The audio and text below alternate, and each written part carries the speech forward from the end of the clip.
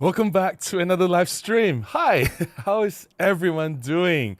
We've got quite a hot topic tonight about OM-1 Mark 3, or what we want to see happen in the coming OM-1 Mark 3, whenever it will be, next year or the year after. I don't know. It has to happen sooner or later, right? Hopefully sooner. And before we go into topic, before we go too far, just want to make sure that audio and video is okay. You guys can see this video feed okay. There's no problem with the microphone or audio. If there's any issue like double echo, double audio, or distortion, let me know. If there's any problems like you can't even see the video, oh, is this even live? I don't know. Let me know in the chat. I'll wait until I see some feedback, then we'll proceed, right? But before that, let me have some coffee. Coffee always. Oh, coffee is so good. Yeah. All right. I've got some feedback already. Thank you so much, Jari Hukari and Vibagamuka and Ethan. Thanks for that. Let's say hi to people first. Anthony says, hi Robin, all the way from province of Newfoundland and Labrador, Canada. Hey Anthony, very good to see you here. I want to see OM Systems introduce all new OM-1 Mark 3 with the 28 megapixel stack sensor. The 28 megapixel stack sensor.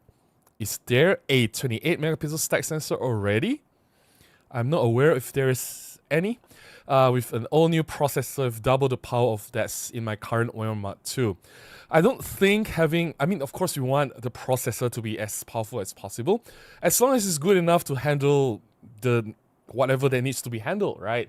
It doesn't have to be like the latest and most powerful, or like double the speed, right? As long as it's good enough, the camera doesn't slow down and you can get all the burst speeds. I think that's good enough. But I'm not aware of any 28 megapixel sensor yet, but I am aware of a 47 megapixels image sensor, which was, I think, published on Petapixel, a Macro Four Thirds 47 megapixels image sensor made by Sony, which no one has used yet. That will be interesting. 47 megapixels. That will be really, really interesting. Terry says, hello Robin from Autumnal, UK. It is autumn already. That's awesome. If you guys see me jump comments, that's because I always prioritize my responses to members first. If you are a member, your name will be highlighted in green and there's a star badge next to your name, right? That's one of the perks of being a member. Tomato says, good evening, Robin. Hey, Tomato, how are you? Very nice to see you here. Roll and Capture says, hello, the video is okay, but the mic is a bit too sensitive. Really? To everyone else, is the mic too sensitive? Because when I look at the meter, it did not even touch red. It was only barely touching yellow. It was mostly green. So it's only very sensitive, or like there's distortion, or it sounds like it's breaking off when it's like at the far end of the yellow and there's like red. Then I know there's like distortion. It's too sensitive, right? I've done like numerous tests and everything. So everyone else, please let me know if there's any problem with the mic. Is it too sensitive? Funny, because there was one time where I dialed all the way down and people say it's too soft. Like, when I went live with Peter and Matty together and they were like, Robin, you're so soft. I was like, okay, no, increase the volume. And now it's like too sensitive. Like, is it really too sensitive? Like, are you guys hearing this okay? Is it very annoying for you guys? Does it bother you to listen to my voice? I don't know. Let me know. Andrew says, good day to Robin and everyone. Good day to you too, Andrew. Like, coming back to Roy Capture's comment, it's very difficult to please everyone. Like, sometimes I get comments like, for example, I just want to give you guys a scenario, right? Paint a picture. Someone will comment, wow, Robin, your audio, this really happens. Someone told me, wow, your audio in your live stream is the best I've ever heard. Like, I've heard so many podcasts, I've heard so many other videos, other YouTubers. Your audio is top notch. Wow, like, good job. So I've had that kind of comments before. And I've also had comments like, oh, Robin, like, there's something wrong with your audio. It's so annoying. There's like this sound in the background is so, and I was like, what background sound? And some people say, Robin, your audio is so soft. I'm like, what, really? And some people say, it's like, Robin, it's too loud. Like, I don't know. It's so the comments is all over the place, right? Same with my video. Like, I don't know if you guys have seen the comments. Some people say, Robin, your video, the color is weird.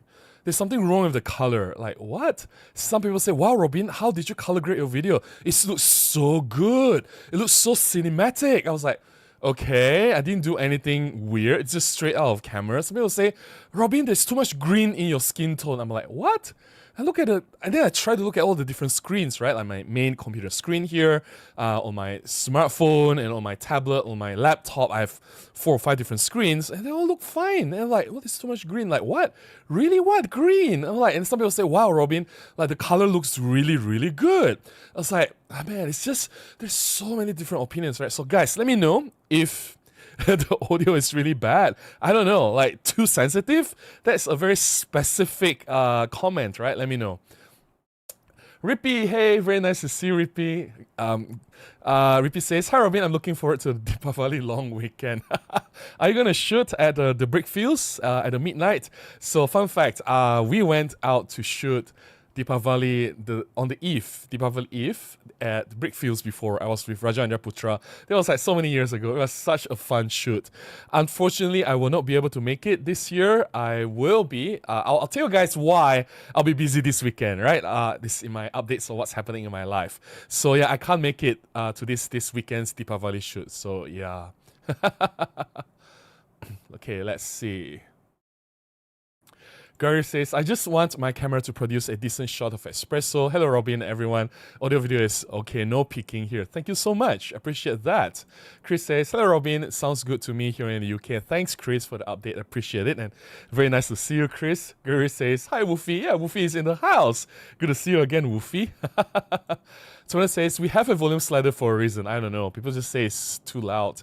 Right here says, I think it could be me watching this on my phone after I use really good headphones today. Okay. Why are you not watching it on your headphones? And we all know that we can't really judge the audio quality from the phone's loudspeakers, right? That's not fair. Gregory says, yes, come to think of it, the audio is most pleasant and pleasing than most. Thanks, Gregory. Appreciate it. I'm not an audio engineer, but I am an engineer, and I'm an audiophile. And I do care about audio quality. Like I have a proper integrated amplifier with bookshelf speakers set up on my desk, and I do have like proper hi-fi grade headphones, in-ear monitors, like proper over-the-head headphones. Yeah, I do care about audio quality, right? So when someone tells me, "Hey, Robin, there's something wrong with your audio," I do. I do care about that comment. Alright, Proxy says, hi Robin, just got the Lumix 20mm, can't wait to try out later. Congratulations, not my favorite lens, hopefully you like it. Hey Wolfie, finally, you're here from the beginning. Very good to see you, Wolfie. Hope you're doing great. Hi Robin and fellow Shadowbugs, it's nice to catch you live from the start. Awesome. Jeff says, hey Robin, everyone. Hey Jeff, how are you? Nice to see you here. Dave says, I wanted the original logo back. You mean you want the original brand back, right? That's not going to happen because the logo is the brand and the brand is gone, unfortunately. Ethan says, Ethan from One of One Images, macro photography is my game and passion. I'm sure you've seen my spider pictures. I don't remember. If I have, I don't remember. Sorry. Ethan, I'm sure your images are great. It's just me. If I were to look for images online, I don't look for macro photographs. I look for street photographs, mainly street photography stuff or documentary photography, human interest, right? I don't look for macro. So, because if I don't see them, so don't feel bad. It's not your fault. Even if you're like the best macro photographer out there, I probably have not heard of your name before. So I'm just more interested in street photography. I mean, if you guys have followed my channel, you know that I do like 10, maybe 50 street photography outings and 1 macro outing. I mean, that's quite obvious, right? So yeah, nothing to do with your work. Santik says, hi Robin, how are you doing? Hey Santix, very nice to see you. It's been raining a lot in the influenza cases. Okay. Yeah, I'm not so worried about the flu because like people have been warning about the flu season and the flu cases going around since last year. This is not new, and like people say, oh Robin, you're gonna travel to Australia, that was the beginning of the year, you should get a flu jab. I'm like, okay, no, I did not get a flu jab. I went there, came back, I'm fine.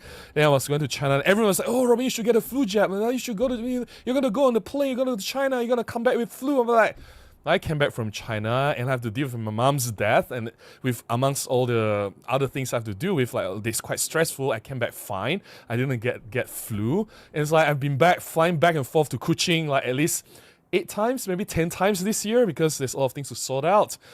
Plus Chinese New Year and all the other times before I flew back before July's incident, right? I've been back and forth to Kuching 10 times this year, no problem. Like, I've been taking dozens of flights this year, and I've been to a lot of very, very, what do you call that, crowded places, no issue. Like, I don't know. Yeah, I guess it's the kind of thing that if you get it, you get it. You know, you can't run. I'm not saying that I'm immune. No, I do fall sick. But if you fall sick, you fall sick. Like, you know, it just happens, right? You don't have to stop your world because, hey, there's a flu running around out there. Xmila says, hi, I would like to see image stabilization automatic horizon level correction, as Pentax has done since 2010 in all DSLRs. It makes life easier. No. You know what? He has caused more problems than solve the problem, right? So what happens is that the image stabilization will try to level the image as much as possible. It will work, provided that the leveling information from the camera is accurate. It is accurate, I'll say, 80% of the time. There's that 20% when the camera think it's leveled, but it is not. But you have already tried your best to level it, and that's when I compose my shot, when I look through my screen or the viewfinder, and it is already what I want. If that's, I'm very sure what I want, but the camera's image stabilization decided otherwise. So it will tilt it. It'll tilt it a little bit, not so much, a little bit, because it thinks that's correct. And then when I try to bring it back in post, I lost a little bit of, I have to crop a little bit at the edge. That's where I lost a little bit of my image. And it has happened a few times. And yeah, I have Pentax cameras, KO1, for example, and it's not fun. I have lost some useful shots because I thought the whole composition is as I have composed, but the image stabilization decided to do otherwise. So that's not very helpful. I'll prefer Olympus implementation of image stabilization, where it doesn't interfere with your intended composition and framing, because it's intentional, right? So no to Pentax. Lenny the Lens says, hi Robin, hope you are good. Let's get some coffee and let's do this. I'll drink to that, Lenny the Lens. Let's do this. Yumi says, hi everyone. Hey Yumi, how are you? Nice to see you here. Vapagamuka says, good evening Robin. Good evening to you too, Vapagamuka. Amir, how are you? Maybe it's the Ikan Tiga Rasa Malam. It's bokeh. Amir, bokeh. Satik says, do you check out the Kale Park Festival in Titiwangsa Park? What is it about? Kale Park Festival. Let me just do a quick search, guys. Kale Park Festival. I don't have much time these few weeks. It has been very hectic. I'll tell you guys what happens, why I'm so busy. What the hell is that? No idea. KL Park Festival. Doesn't seem interesting to me. Sorry, like it's like some flower thing happening. I don't know. Well, if it's free and if you find a lot of photography opportunity, why not? I guess it's a fun day out. There's always, if you keep an open mind, there's always photography opportunity, right? So no, unfortunately, I will not be able to make it. 17 to 26. Let me look at my calendar. No. Unfortunately. Chuck says, hello. Hey, Chuck, how are you? Jerry says, audio and video okay. Thank you so much, Jerry. Vapagoka says, audio and video okay. Thank you so much. Thanks, Ethan. Appreciate that. So this says, there will be a new Lumix camera coming up this week in about 3 days. This seemed to be a small size Micro Four Thirds camera. I thought it was already debunked, right? I thought it was the announcements for the app and the S9 Titanium. If I remember correctly, it has already been launched, right? Thanks, Wolfie. Appreciate that. Appreciate the update. Anthony says, OM-1 Mark III was probably the best all-rounded professional camera that Olympus ever made for the digital era. I think, yes, OM-1 Mark III, correct. But I still use OM-1 Mark II, so it's a perfect camera for me. Yeah, you guys are talking to each other, no worries. Buka Pintu says, OMD is badly in need of a new great entry-level cameras. You mean OM Digital Solutions, right? You're missing the S. Yes, I agree. But tonight's topic is not about entry-level cameras. Tonight's topic, we are sticking to the flagship, the OM-1 Mark III. I'm not disagreeing with you. I hear you. And we already had, if you check my previous live streams, we have talked about the need for entry-level cameras. We have had like the whole discussion, live streams, not just one, but multiple live streams to talk about like the EM10 series or the PAN series cameras, the EPL, EPM series. So for tonight, let's just narrow down the topic to OM-1 Mark III, because if you don't, then that's the next thing you know, someone will talk about Hasselblad, medium format, or Leica, or film photography, or smartphone photography, or Kodak, or toy cameras. Like, you know, the topic can diverge so many different directions. So it's good to stay on point, right? Because as you can see, there's so many people pouring in with their chats and suggestions already. So let's stay on topic. Paul says, I hope they make it in a medium format. Wow! That is a very big hope. I don't wish they change formats. I think they should stay with Micro Four Thirds. I don't think they have the capacity or the capability to start a new format at the moment. Definitely not enough resources to throw around. They are still in a severe deficit. They are not making money yet, so I don't think that's going to happen. Ruby says, it's all good for me. I have my volume comfortable to hear you on my side. You don't have to change. Thank you so much, Rufi. I appreciate that.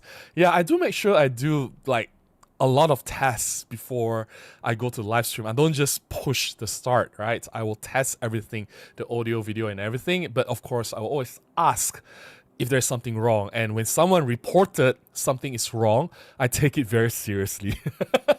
So I need to check with everyone else if you guys are experiencing the same issues as well, so that, you know, if there's an issue, then I will definitely have to fix it before I continue, right? So thank you so much for the feedback. Chuck says, OM systems could do something similar to Sony, where there's a 20 to 24 megapixels and then there's a higher megapixels camera. The thing is, I don't think they can release that many cameras. I don't think they have enough resources to throw around, and with the limited capacity at the moment, they are not really running with a lot of money at hand. Yeah, they gotta get the core cameras right before exploring options of like, hey, diversifying the products, right? There's a reason. I think that's the reason why we don't have the EPL 11 or the EM10 Mark V, a lot of other low-level cameras. They are streamlining the products because that's what they can do now. There are a lot of things that they cannot do with the limited resources that they have, and I understand the situation. It's not the easiest to work with.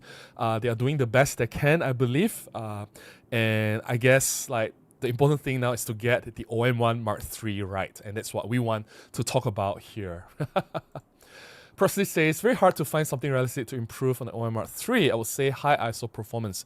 Wow, very hard to find, really. How about autofocus? That autofocus in the OM-1 Mark II is horrible. And how about trying to differentiate the camera from OM-1 original? Because the OM-1 Mark II and the OM-1 original is like 99.9% similar, minus some software tweaks, right? And that's really frustrating, because when you put a Mark II on the label of the camera, it actually tells people that it's the next successor, right? It should replace the OM-1 Mark I with significant upgrades. But what OM system has done is that it's just a minor tweak, and it's the same camera body, same internals, same sensor, everything is the same, just minor software boost. And that's frustrating. And I hope it doesn't happen in OM-1 Mark III. So yeah. All right, I know I have a lot of comments to catch up. Let me just read a few members' chat, and then I'll start with the updates for this week, because I do have some things I want to say. Roy Capture says, I'm hoping for a better sensor, really nice OLED screen on the back, and better autofocus. Yes! Better autofocus. Thank you, Roy Capture. All right, I'll put a pause on this chat. I'll come back to everyone, don't worry. I never skip any chat. Let me drink some coffee, and I'll start with some updates. Not a lot of updates, but some updates. Let's start by Monday's video. There's some things I want to talk about. So on Monday, I talk about bokeh. All right, bokeh. I talk about the misconception of full-frame cameras having more bokeh than Micro Four Thirds. And by definition, bokeh is the description of the aesthetic quality of blur. It's a quality, not quantity. So bokeh technically cannot be measured. So the remarks saying that full frame has more bokeh is wrong, right? You can't have more or less bokeh, because bokeh is quality. That's the first thing that I said in the video. And then I also talk about how a lot of people mispronounced bokeh as bokeh or boko or bokeh or bokeh, right? Mostly it's bokeh, but it's wrong. It's supposed to be bokeh. And when I brought this up, I think I received at least 3, maybe now 4 comments of people pointing out, saying that, Robin, you mispronounced bokeh. I don't know how. So let's look at one of the comments. So this guy said, no, not this, sorry, it's the previous one. Okay. Retrogrades said, according to the definition which was provided on screen, which I'll show later, it is not bokeh. It's pronounced because Kenneth is not Kenneth, right? So surely it must be bokeh, as in for meh. So yeah, I don't know. So a lot of people say I'm saying bokeh instead of bokeh. Like bokeh, the K is from okay. Are you okay? Are you doing okay? Right? So it's bokeh. Like instead of K, I stop K, it's K. K-A-Y, right? K, right? Bouquet. I did not pronounce bouquet or bouquet of flower, right? I pronounced bokeh. But okay, let's look at the proper definition that was published in some technical papers as well as on some magazines back in the 90s. So Phototechnics magazines, described by Mike Johnston. Mike Johnston was the guy who popularized the word bokeh. So it says, it's properly pronounced with bo from bone. Bo from bone, right? And K from Kenneth. Kenneth. Bone, Kenneth. Bokeh. How is that wrong? So bo from bone, K from Kenneth. Bone, Kenneth. Bokeh. Bokeh. Bokeh, right? How is that wrong? And then the H is supposed to be silent because if they just write the word directly from Japan, if they just brought over directly from Japan, which is B-O-K-E, a lot of people might mispronounce it as boke, as in if you pronounce P-O-K-E, it's poke, J-O-K-E is joke. So the addition of H is there to help the pronunciation. Instead of saying it's boke, it's bokeh, right? So the H is silent. So it's bokeh, right? I didn't say bokeh. Bokeh would have been sounded very, very different, right? I said bokeh, bokeh, bokeh, bokeh, bokeh, bokeh. It's bokeh, right? That's what I said. And if you don't, I don't know. And I tried to look around other pronunciation online. There was from some popular YouTubers or some popular photographers. They also said bokeh, the correct pronunciation. And I found this one done many years ago by Locke and Kai, friends of with Kai from Digital Rev TV. I don't know if you guys remember them. Locke interviewed a Canon representative at a camera event. I don't know what it is. I didn't bother to find out. And that Canon rep, he said exactly what I said. And I'm doing this at the risk of me getting a copyright strike. So hopefully I don't get a copyright strike, but copyright claim. I hope they don't do that to me. Hopefully, please, this is fair use, right? It's educational, right? You guys agree with me, right? This is educational, right? Please, guys, back me up. So I'm going to show you guys a clip, just a few seconds, of that Japanese rap pronouncing bokeh. Bokeh, right? It's bokeh, right? Bokeh. So let's look at the video clip now. The right answer in Japanese is bokeh, bokeh, bokeh. Bokeh. You guys hear that? Okay, let me play it one more time because it's very fast. And I can only show it a few seconds because they pronounce bokeh many more times. Like this, like one, I think the whole clip is 2 minutes long, but I can't play that long. If I play the whole clip, then of course I'll get copyright claim. So I just play like a snippet of it. So I'll play it one more time, right? Just here we go. The right answer in Japanese is bokeh, bokeh, bokeh. Bokeh. Okay, so interesting thing. The way the Japanese rap, the Canon rap said it, is as if he added the H in it. Bokeh. The H is not silent. Bokeh. There's a at the end, but although it's very faint, but you can hear the word bokeh. The at the end. I'm not saying it's right, it's wrong. He's Japanese, of course. He should be the reference, right? But if you really listen to it again, it's bokeh. Bokeh, right? Without the H, it's bokeh. If it's with the H, it's bokeh. Bokeh, right? The bokeh. like the way you say it, but the way I say it's bokeh because H is supposed to be silent. That's what I thought it's supposed to be. The H is supposed to be silent, right? That's what I from my research. So it drives me nuts these few days because people keep telling me that I'm saying it wrong. How did I say it wrong? So here's what I said in the previous video, right? Bokeh, bokeh, bokeh, bokeh, bokeh. So here's the video that from my video from Monday. It's this, the few seconds of it. This bokeh, bokeh, bokeh, bokeh, bokeh, bokeh. Right, it's bokeh, bokeh, bokeh, bokeh, bokeh, right? So, I don't know, did I say it wrong, guys? Like, come on, it drives me crazy. Like, it's bokeh, right? What, is it bokeh? I didn't say bokeh, because they say it rhymes, the way I say it rhymes with okay. Okay? Like, are you okay? I didn't say bokeh, I said bokeh.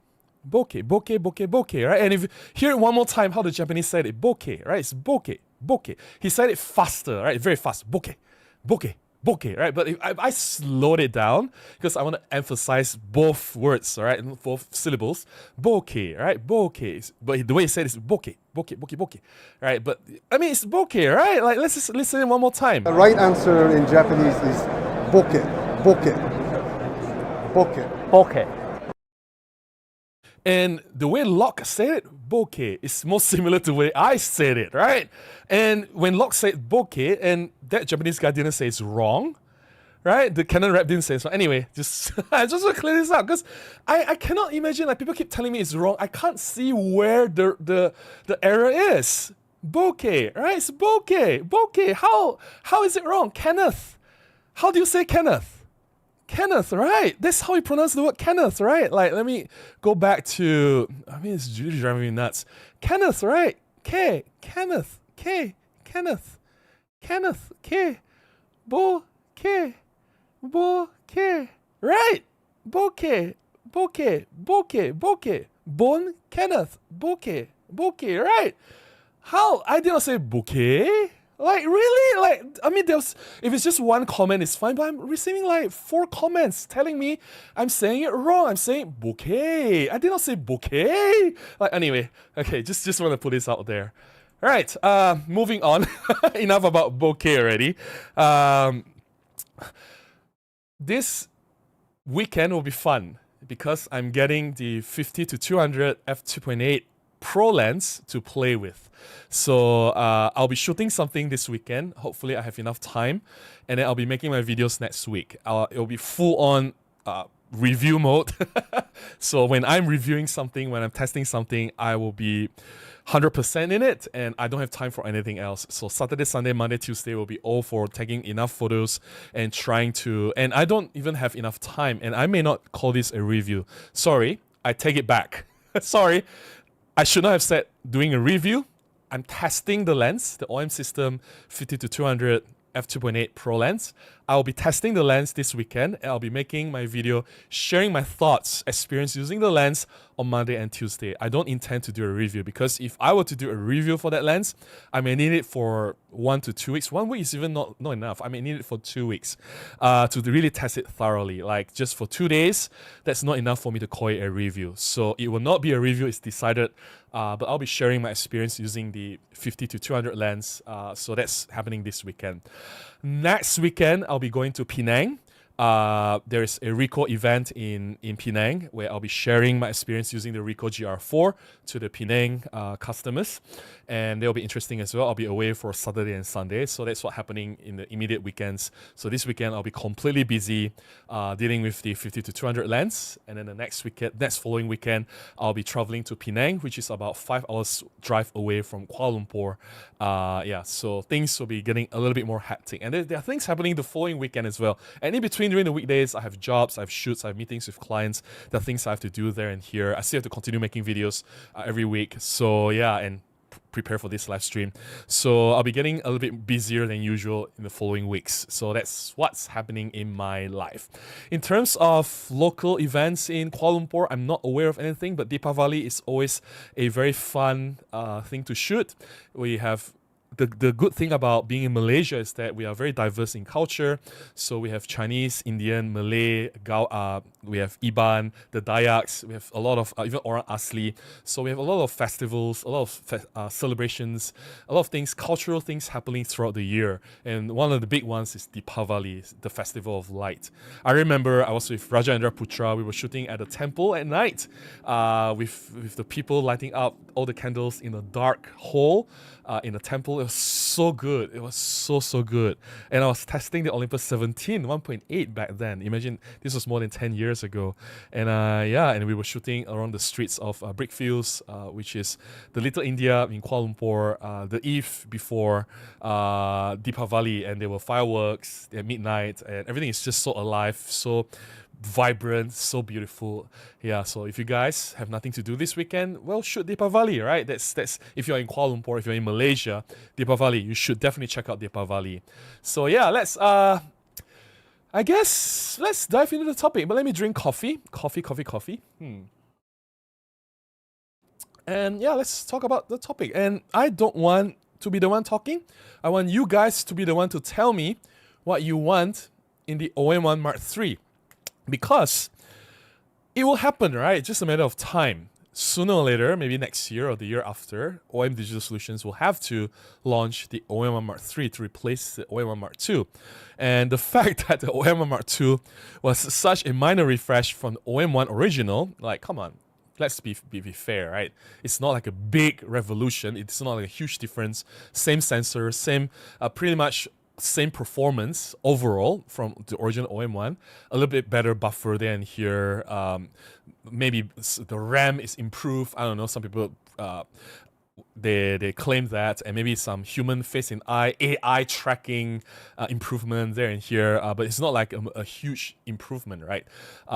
So yeah, we need something drastically different, something significantly upgraded from the original OM-1 or OM-1 Mark II. So what are the upgrades that you guys want to see? Is it a new sensor with better resolution or better image quality, like high ISO performance in low light shooting and dynamic range?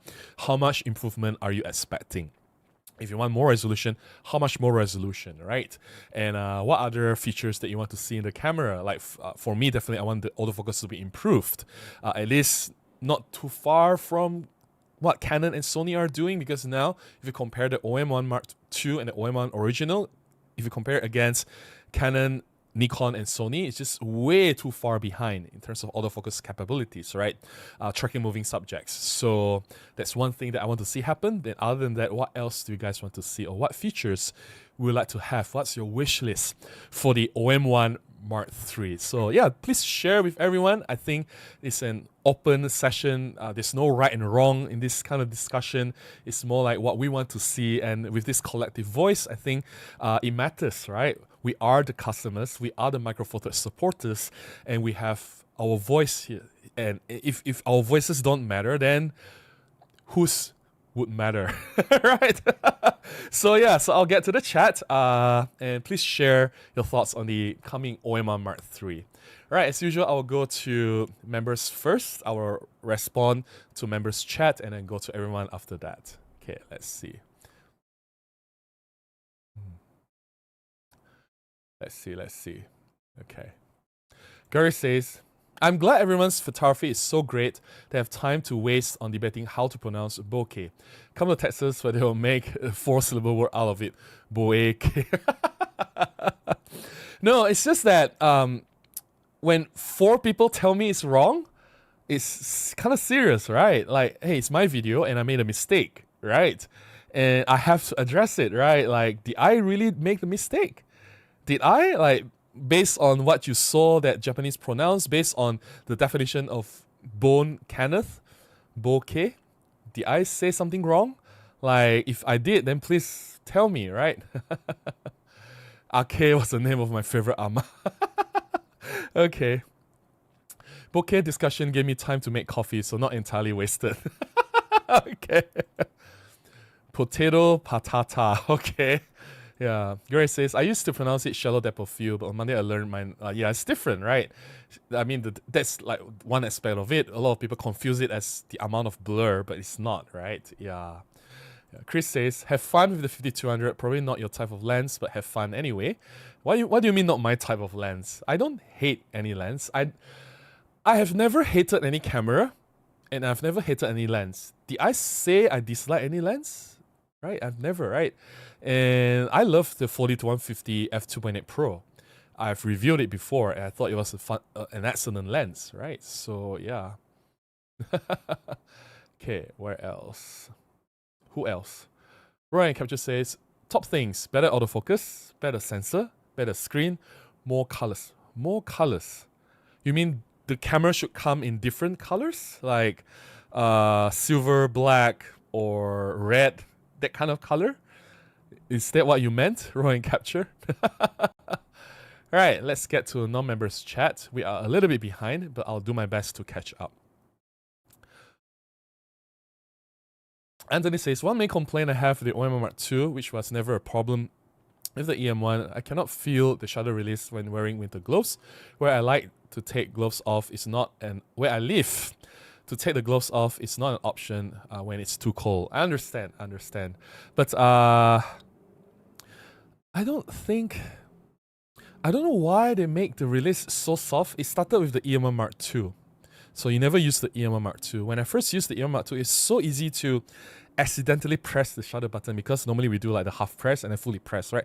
They made it so sensitive. I don't know why.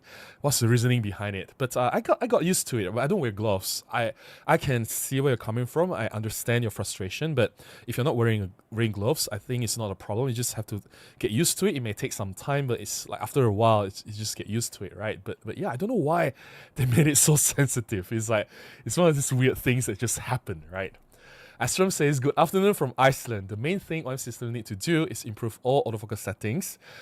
Yes, that's what I just said. Same level as the big three. Same with the Canon, Nikon, and so on. I'm not asking them to be same level or surpassing. If they can do better, why not? But what I'm saying is like just not so far behind. You know, it's like I want the autofocus to work really well. And for a modern camera, for a flagship camera, it deserves that, right?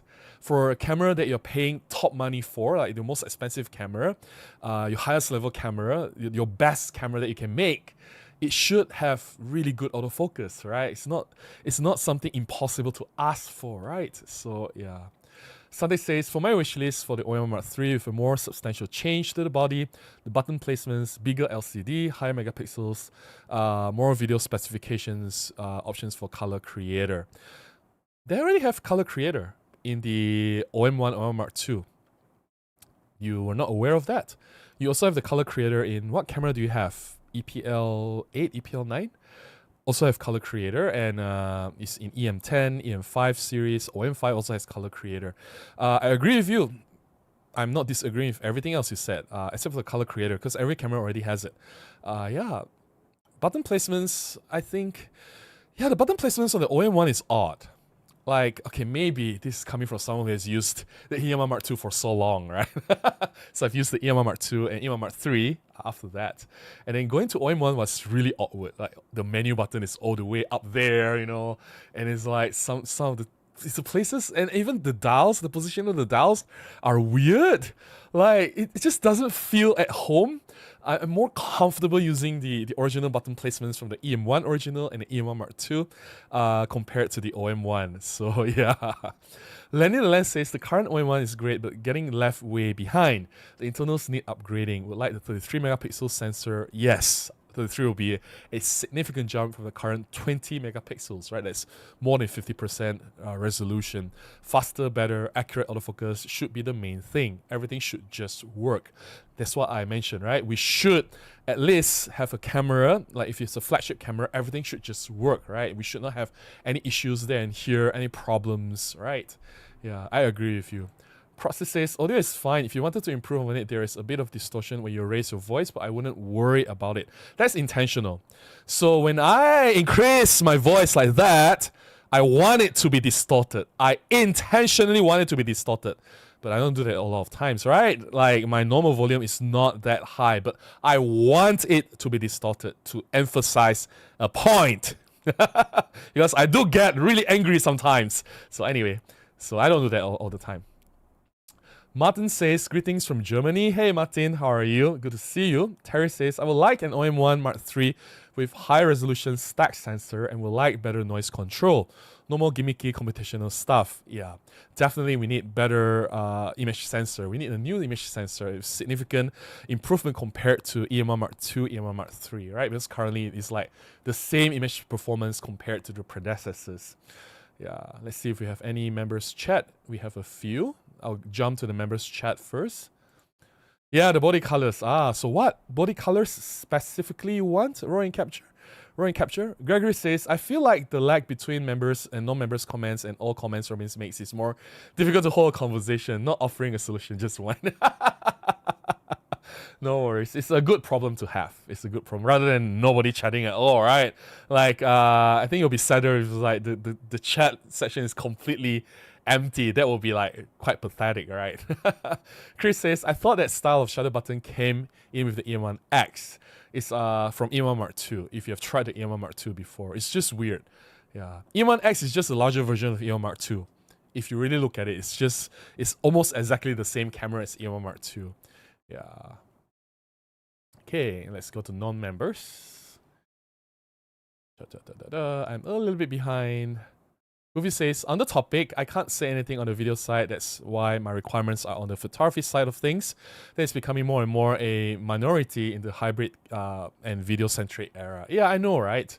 Yeah, most people nowadays, they're just doing video and they care about, like, 4K 60, 4K 120, or 6K open gate, or all those things with a high bit rate video, with, like 32-bit audio float kind of thing. Yeah, a lot of these things, or even like for shooting raw video, if that's even possible. Yeah, to me, all those things are not important. I agree with you, Wolfie. Chuck says, the audio seems good and practically the same to me. I'm not one of those audiophiles. Thanks, Chuck. I appreciate that. Martin says, some more megapixels would be great. I've tested a smartphone with 200 megapixels and loved it. Oh, which smartphone is that? That's crazy. 200 megapixels. Kunal says, I understand the enthusiasm, but the OM-1 Mark II is less than 2 years old at the moment. Well, they launched the OM-1 Mark II less than 1 year after the OM-1, right? Right. Am I wrong? OM-1 launch. So OM-1 launch was March 2022. OM-1 Mark II launch was January 2024. Wait. That's not right. So OM-1 digital was March 2022, correct.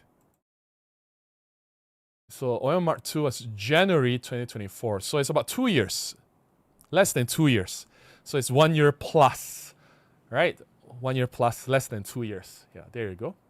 So if they can launch the OM Mark II in less than 2 years after the OM Mark I, and now it's coming to 2 years already, right? Because January 2024. We are at the end of 2025, right? So by that logic, next year should be OM Mark III.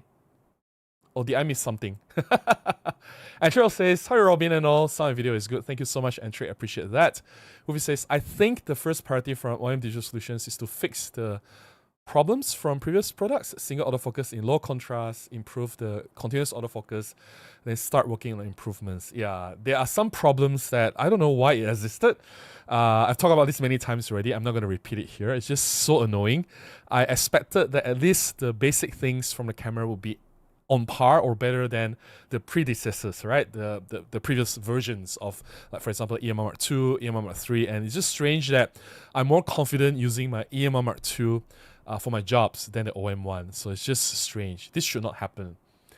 Jure says, good morning. In the Mark III, I like an updated sensor with slight megapixels increase, also improve autofocus and video. It seems like, I don't know if we should expect OM Digital Solutions to do anything in the video department. Like, I think they can, it's just that maybe they don't want. I don't know, like, why are they so far behind, right? Like, behind everyone else. It's just so weird.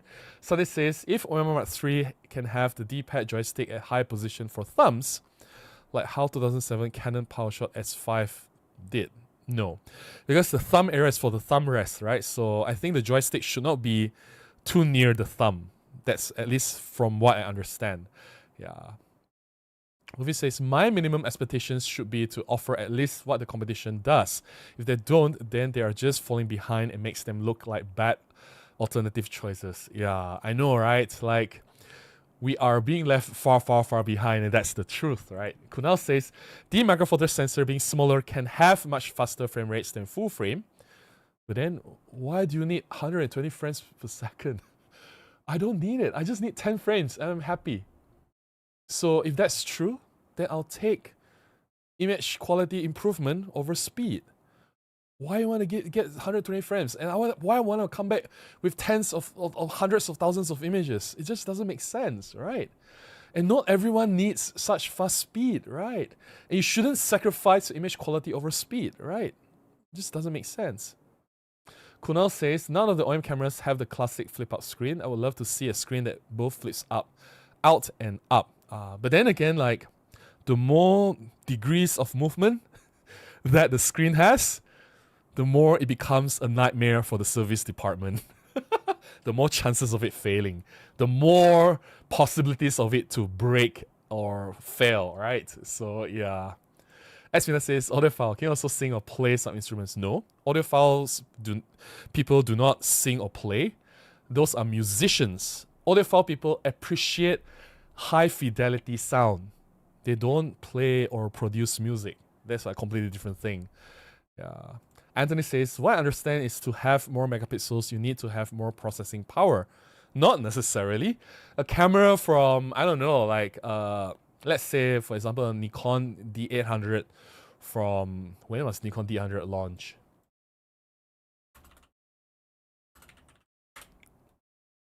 (2012). So it's 13 years ago. I'm sure whatever processor is in the OM-1 or latest, even the OM-5 now, will have way more powerful processor than the D800's processor, because the processor needs to take care of a lot of things, right? Like autofocus, what else? The image stabilization, the writing and reading of the card, the processing RAW and JPEG. There's just so much going on, right? Besides just the RAW, just the image itself, right? That's just one aspect of it. Yeah. Movie says, now what I want is improved subject detection, yes, for people and animals, and more options like insects, yes, for macro photography, 28 to 32 megapixel sensor, please, and at least one stop shadow noise reduction. That's not too impossible to ask for. I agree with you. And wow, CF Type B cards.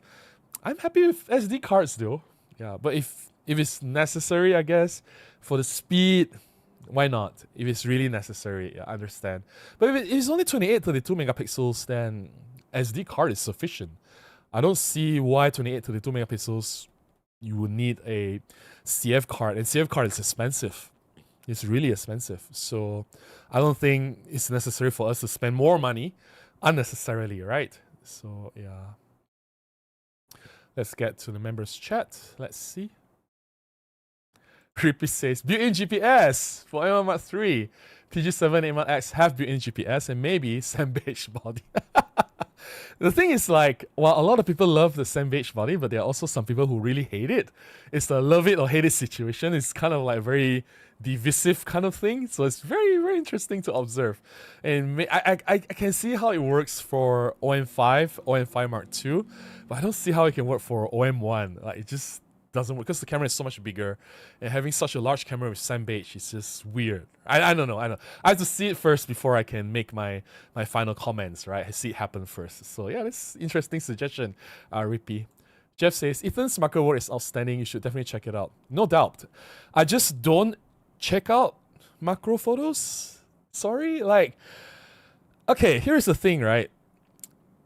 In macro photography, I'm going to sound like really, really self-defeating here because I also do macro photography. But what is the aim in macro photography? You want to get the perfect light. You want to get as close as possible. The closer you get, the more details you can reveal, the more light you can, the more perfect light you can shine on the subject, the better, right? You can have like very nicely lit small subject that's magnified to fill up the screen. That's the subject. That's the objective, right, of macro photography. Whereas like there's no room for like creativity, if you ask me. The only creative kind of macro photography that I've seen are those where they bring the insects or the spiders or the bugs home and then like put different backgrounds and sort of like pose the insects or fake the kind of environment to shoot. I'm against that. I don't support that. But other than that, out in the wild, there's very little room for creativity. Whereas if you compare it to street photography, the possibilities is just endless. Like you can do shadow play, you can take portraits of strangers, you can take photos of cats, you can take like panning shot of a kid riding on a bicycle, you can do things at the beach with a horse. There's just like you can play with colors, you can do black and white, you can even take photos with no people, you can play with reflections, you can do like some comedy, like make people's head disappear or connect an old lady's head with the body of a little girl. Like there's just so many, like it's infinite in terms of like what when you explore, we open up like what you see in the street photography world, what people come up, the kind of subjects or the kind of photographs that you see is so diverse. It's almost no repetition. It's just like from one photographer to another, everything is just so different. Whereas you come to the macro photography world, the only difference is, okay, maybe this photographer's lighting is better, because there's less shadows. Okay, maybe this photographer has more advanced technique. He stacks his photos so you see more depth of field. And this photographer is better because he has like 5 times more magnification. That's it. Like, I'm not against macro photography because I love it as well. I can see the appeal of doing it. And part of the fun is to find these insects, the hunt of it. And I appreciate macro photography. But when I spend my limited time online to look for photographs, I rarely look for insect macro. Like I will look for street because that's what I love. And there's nothing wrong in that. If you love macro, if you spend all your time looking at macro photographs, that's fine. But for me, like I just love street more. I'm sorry, that's just who I am, right? If I've loved macro more, my channel would have been a very different channel. Like honestly, right? And there's just so much more you can do with street, like creatively, right? Yeah, since when flu has become an emergency? I don't know. Since when? Anthony says, I want to see a high resolution sensor without the loss of dynamic range and low light capability. It is time for us to see big improvements if the company is to survive. I agree. I definitely agree. I don't know what you're saying. Sorry. Eden says, I like to see 25 megapixels to be admirable, but I like to see focus bracketing work with tripod high resolution mode up to 99 images. I like to see internal focus stacking of 25 images up to 15. To take a single photograph of a high res shot, it takes like now, I don't know, the OM-1 Mark II, how long does it take? 10 seconds, 8 seconds?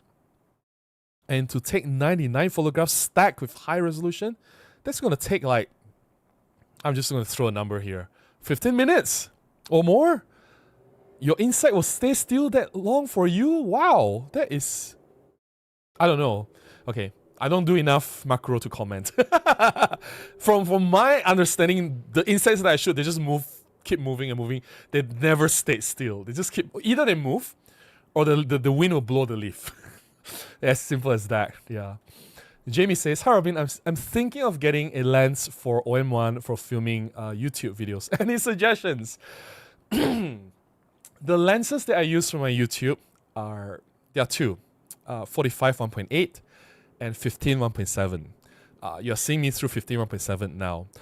I am not asking you to use the same lens. The reason why I use the 45 1.8 is to get the background blur, shallow depth of field effect. It has very nice bokeh because the background blur looks nice.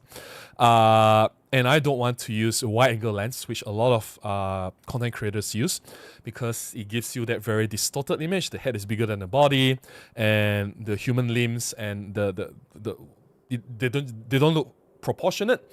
So I use the 45 1.8 to shoot portraits. So it makes sense to use the lens to film myself because I'm a human as well. It's technically a portrait video. And I use 15 for wider shots. I treat it as a 28 equivalent lens, although it's technically 30, but 28, 30, what's the big difference, right? So if I need wide angle, it's the 15 1.7. If I need my talking head, it's 45 1.8. Depends on what you want to do for your YouTube, because we could be doing different thing. Like you may be doing a cooking show, or you may be like doing travel where you need to hold the camera all the time. So definitely wide angle is necessary. Then you can't use 45 1.8, and maybe you can only work with one lens, and maybe you prefer zoom. I can't give you a recommendation because I don't know who you are or what you do. But if you ask me what I use 15 1.7 Panasonic and Olympus 45 1.8. Right. Anthony says, whenever the new OM-1 Mark III comes out, I want it to be a real wow camera with all new hardware, not a small disappointing upgrade with new firmware. Yes, that's what happened with the OM-1 Mark II, right? Hopefully history doesn't repeat itself. Kunal says, also released Pan F Mark II with a classic flip-out screen, joystick, high resolution, and current micro four thirds, but then we are focusing on OM-1 Mark III because we can talk about Pan F, we can talk about Pan Mini, we can talk about film camera, we can talk about Leica, we can talk about Hasselblad, Kodak, we can talk about Yashica, and we can talk about Nokia. So let's stay on topic, OM-1 Mark III. Okay, Prosty says, Pan F Mark II would be really cool, although I think they won't because Mark I didn't sell well. Yeah, that's the truth. Michelle says, hi Robin, hey Michelle, how are you? Louis says, I think micro four thirds is indeed in need for at least a 24 megapixel sensor. I think they need more than that now. 24 megapixel was 10 years ago. Like now, they'll probably need 30 at least. Yeah, if you ask me.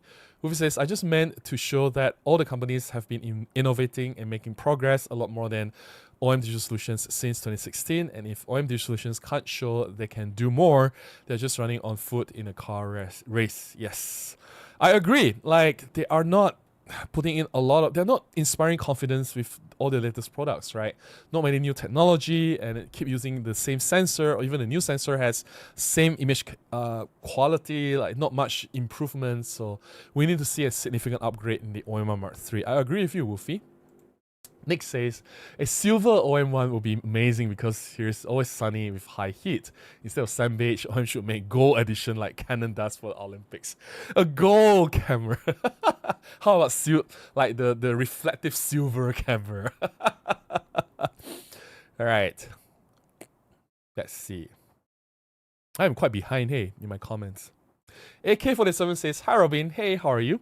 This way I'm able to join your live from the beginning. Let's do this. Yes, let's do this. Thanks for being here. Anthony says, Panasonic GH7 has 25 megapixel sensor, but it has been documented that OM-1's 20 megapixel stack sensor performs better than the GH7 sensor.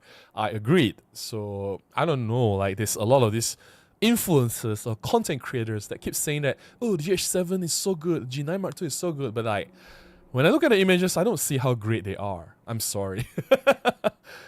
Kunal says, what stops OM from launching IP53 fixed lens cameras? Because they just don't, right? And this is a separate topic. We already said we want fixed lens cameras, and they have been asked several times by Petapixel, by DP Review, and by other publications or media online whenever there's like huge camera events, and they keep saying, nope, we are not making it. We are not making it. I don't think they gave a reason. Yeah. Wolfie says, what is painful is that Nikon is outdoing OM Digital Solutions at their own game, image stabilization, and Sony at autofocus, and all three players at wildlife. Yeah, Nikon, Canon, and Sony. They just had a successful wildlife outing, bird photography outing at Fraser's Hill last weekend. And based on the photographs that I've seen, there were hundreds and hundreds of Sony wildlife shooters willingly carrying the huge lenses, the huge and heavy lenses, and nobody's complaining that they're heavy.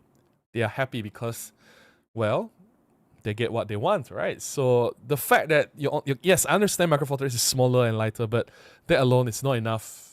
Not enough. You need more. Now we definitely need more. Daniel says, good morning from Indiana, US, 47 megapixels. Yes, 47 megapixels indeed. Ethan says, with no OM-1X, maybe an updated grip that provides additional punch for a new OM-1 Mark III. Let's do most to support new big lenses. there have always been updated grip, right? Like a new grip or for a new camera, or because I think OM-1 Mark 1 and Mark 2, they were launched so closely together, and it just makes sense for them to use the same grip, right? It's like EM-1 Mark 2 and EM-1 Mark 3, they use the same grip. So many like the OM-1 X, maybe an improved battery grip. Okay, what in the OM-1's battery grip you did not like? Was there anything wrong with the battery grip for OM-1 and OM Mark 2? Anthony says OM Systems needs to make it to have a make it or break it attitude if they want to please the customers and be around for many years. Yeah, it seems like I don't know what they are doing now. They don't even listen to the customers, right? And that's the frustrating part. Process says, from what I've seen, OM's image stabilization is still superior. Are you sure? Have you tried Nikon Z6 Mark III? Have you tried the latest maybe not Canon, maybe not Sony, but have you tried Nikon's latest, like Z6 Mark III or even the Z8?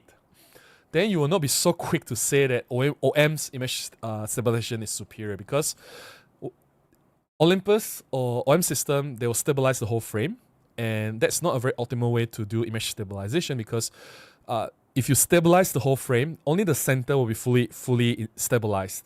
As you move further away from the center, at the edges is less stabilized. The effectiveness will drop off.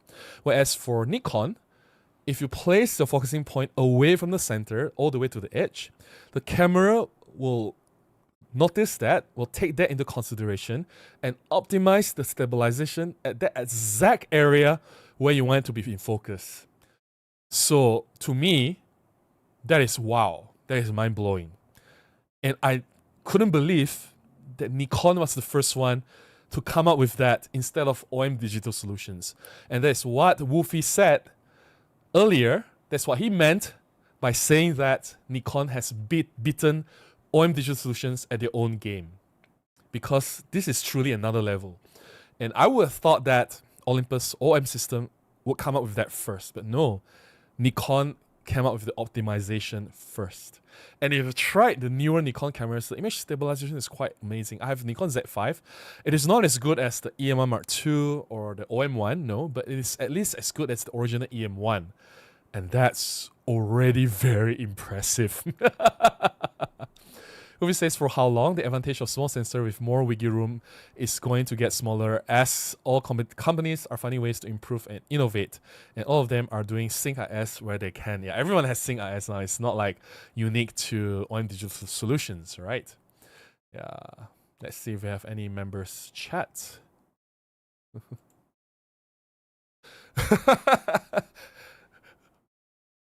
Robin, you just revealed that your metaphysics from distorted 51.7. Yes, this is, you're seeing me through 51.7. I think if you use a wide angle lens and place the person in the middle, it makes the person slimmer. But if you use a long lens, say a 45 or longer at 75 and shoot from a distance, it makes the person bulkier. That's what they mean by adding extra pounds when a person appears on TV, for example. Because most of those TV shots, they were taken with telephoto lenses, so your face will appear a little bit rounder or squarer, right? So yeah. Let's see. Clement says, does OM-1 Mark II have panorama function? No, maybe incorporate this one. In earlier times, the feature was in all point and shoots. Yeah, I guess it's they did a study. And this was true during my Olympus time, right? They did a study and they found out that out of, say, 1,000 people using the camera, maybe only one person would use the panorama function. So because of that, they scrapped off the function. And I understand why they don't put it in. Instead of putting in panorama, maybe they should use that processing power or that spot or vacancy for something else. Improve the image stabilization or autofocus performance or a new autofocus feature, for example. The camera cannot have everything, right? It has limited memory, limited processing power. So if you put too many things in a camera, it just cannot do well in anything, right? So they have to really see what they can put in the camera to make it really work, right? They can't just put everything in it. So yeah, I don't disagree. I think panorama is a good function. It can be quite useful, but people who use flagship cameras, especially when we're talking about OM-1 level, or if you go to Nikon Z8, Z9, or Canon will be like R5, R5 Mark II. If you talk about Sony, it will be like A7R Mark V, right? People who use those cameras, they will do their own manual stitching later in post-processing. They don't do it in camera. They'll rather do it in manual stitching for more control. They'll buy specialized tripods for very specific movements, and they'll get all the shots, and then they'll stitch them together manually later. They'll rather do it that way. So knowing this, it has been done for decades, right? Knowing this, so that's why they decided not to include the panorama function. I hope that makes sense. All right, time check. It is already 4 minutes past 11. I will have to pause here. I know I'm behind the chat, and I need to drink some water to stay hydrated. And I'll do my photo sharing for tonight. Yes, I have a set of photos to share.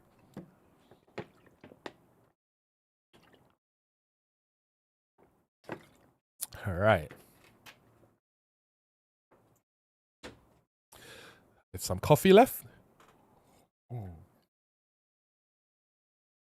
Okay. This set of photographs were taken. When were they taken? Let me check the date. Quite some time ago. I think it's more than a year ago. Let's see the date.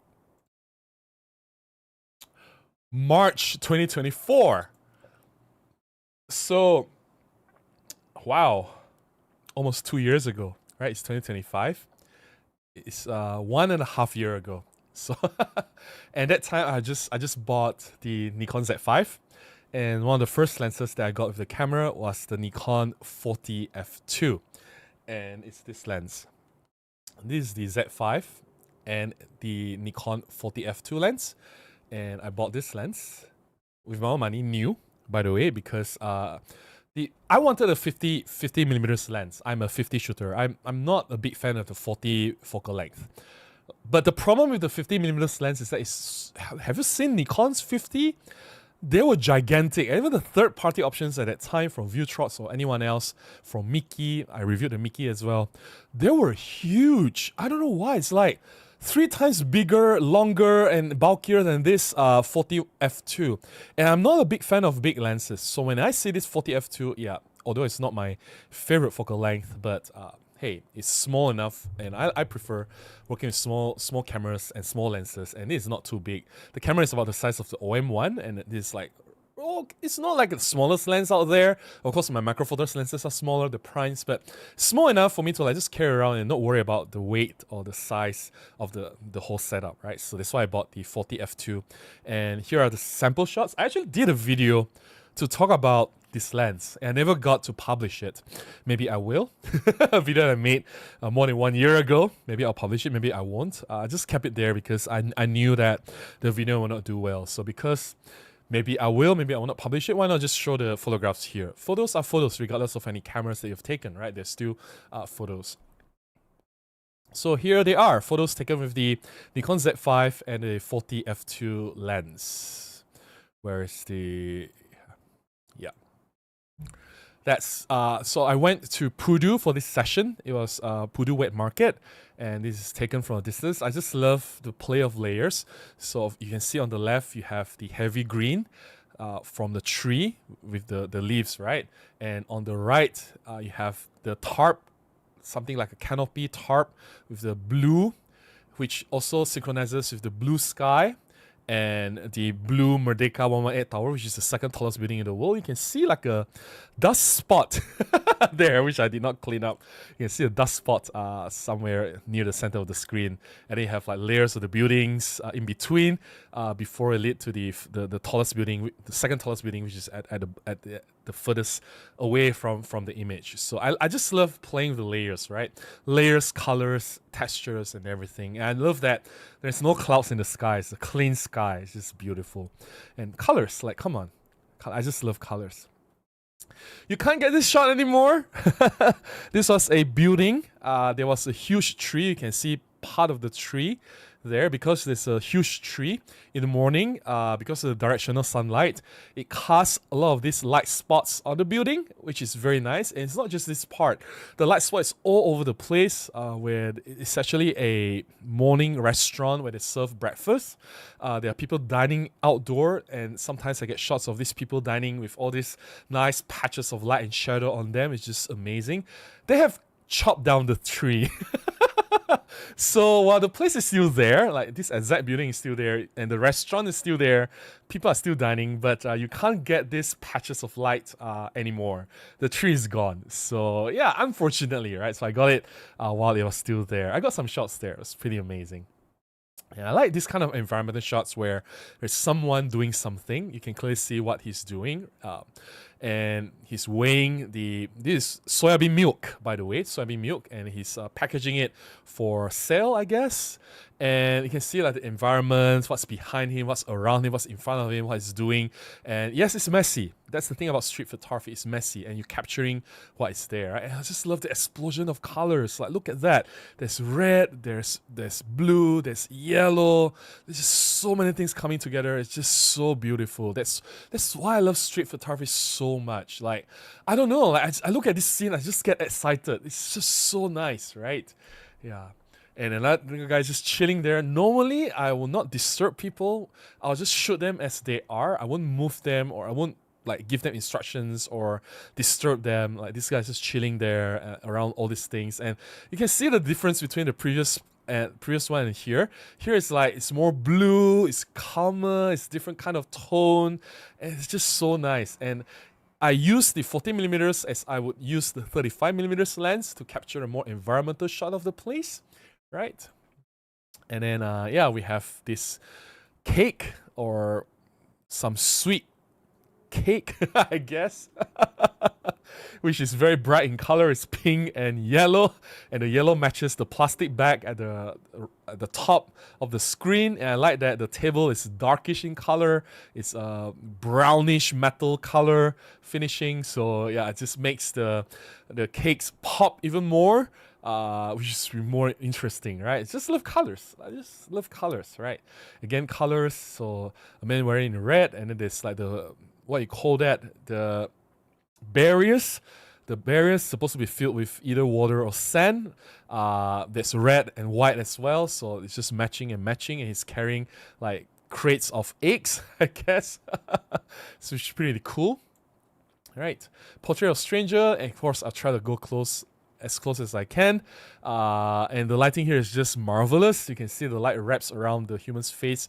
It's so nice. And yeah, because it's full frame, so you have shallower depth of field.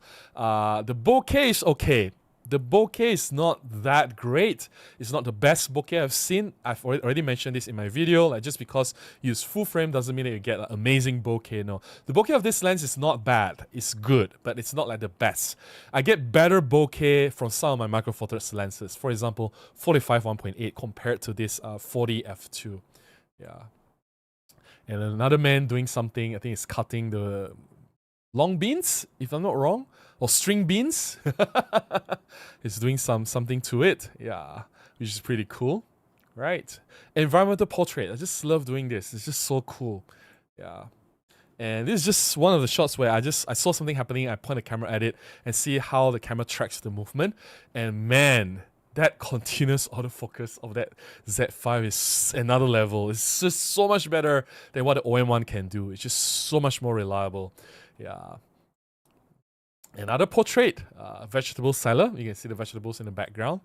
Even when I blur the background, sometimes I still leave traces and hints on what's happening in the background to show some context. Like here, you can see that this guy is selling some greens, right? Yeah, it's not difficult to fill in the blanks. Oh, those are vegetables, although you can't really see what those vegetables are unless I take a wider shot to add some context. But in this case, I just want a tight portrait. Yeah. Colors again. I just love colors. Like, how can you not appreciate colors if the day is so sunny and the lighting is so good, right? Green and yellow, they just pop, right? And the word P. And portraits, these people are always very fun. I've shot them multiple times. I've been to this location many, many times. And to a point where when they see me, they'll just automatically pose for me. And these people are so, so friendly. Yeah. And well, if you look at the guy in the middle, he's carrying a knife. So maybe he should not have pointed that close to the guy's throat. But anyways, I just thought it was really fun. So yeah, and then this guy, he bought, I think it's breakfast, some food, and he's about to open it up and check what's inside the plastic bag. And sometimes he's passing by, I just look at him, and in this outdoor setting with the natural light, just grab the shot. It's a slice of reality. It happened. This thing happened. Nothing grand, nothing earth-shattering. It's just a normal scene, a mundane scene. But that's what street photography is, right? You're looking through everyday life, and you just capture that slice of moment, right? That particular time. You just freeze that frame. And that's it. That's street photography, right? And that's what I love so much. Of course, I have to include a cat somewhere in my series. That's the last shot of the day already. I hope you guys enjoyed the short series. And I don't intend to keep this 40f2. I don't love it so much. It gets nice shots. Don't get me wrong. There's nothing wrong with the lens. Autofocus is fast. It's sharp. Bokeh is okay. It's not like the best bokeh out there. But yeah, the reason why I'm going to sell it soon is because I already have this Vutrox 50f2, and when Vutrox launched this 50f2 Air, which is like a really small size lens, finally a 50mm that's not gigantic in size. If you compare the size of the 50 against this 40, I'm going to put them side by side, it's not that much larger. You see? So yeah, that's the...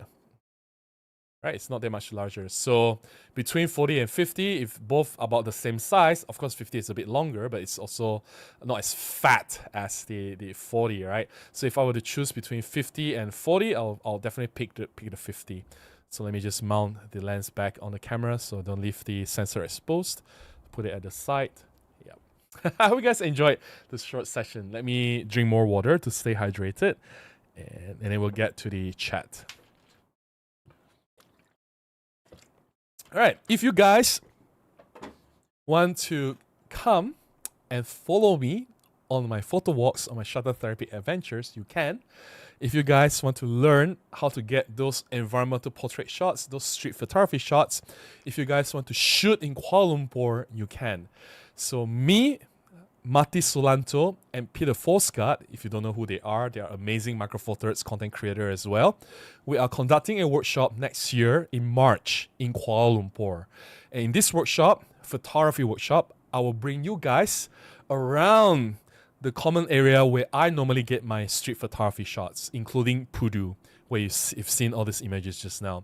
So you could be taking those shots as well, and I can guarantee you those people are extremely friendly, right? And you'll be hanging out with us.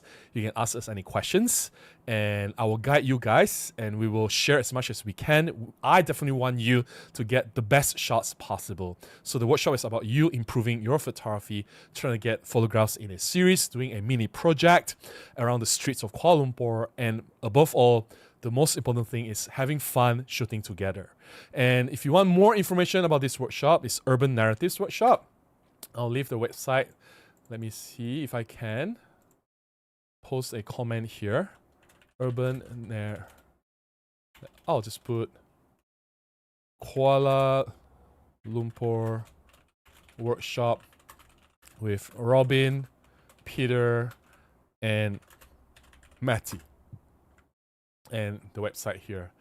And I'll pin the chat if I can. Let me see if I can pin the message. So go to the pinned message here.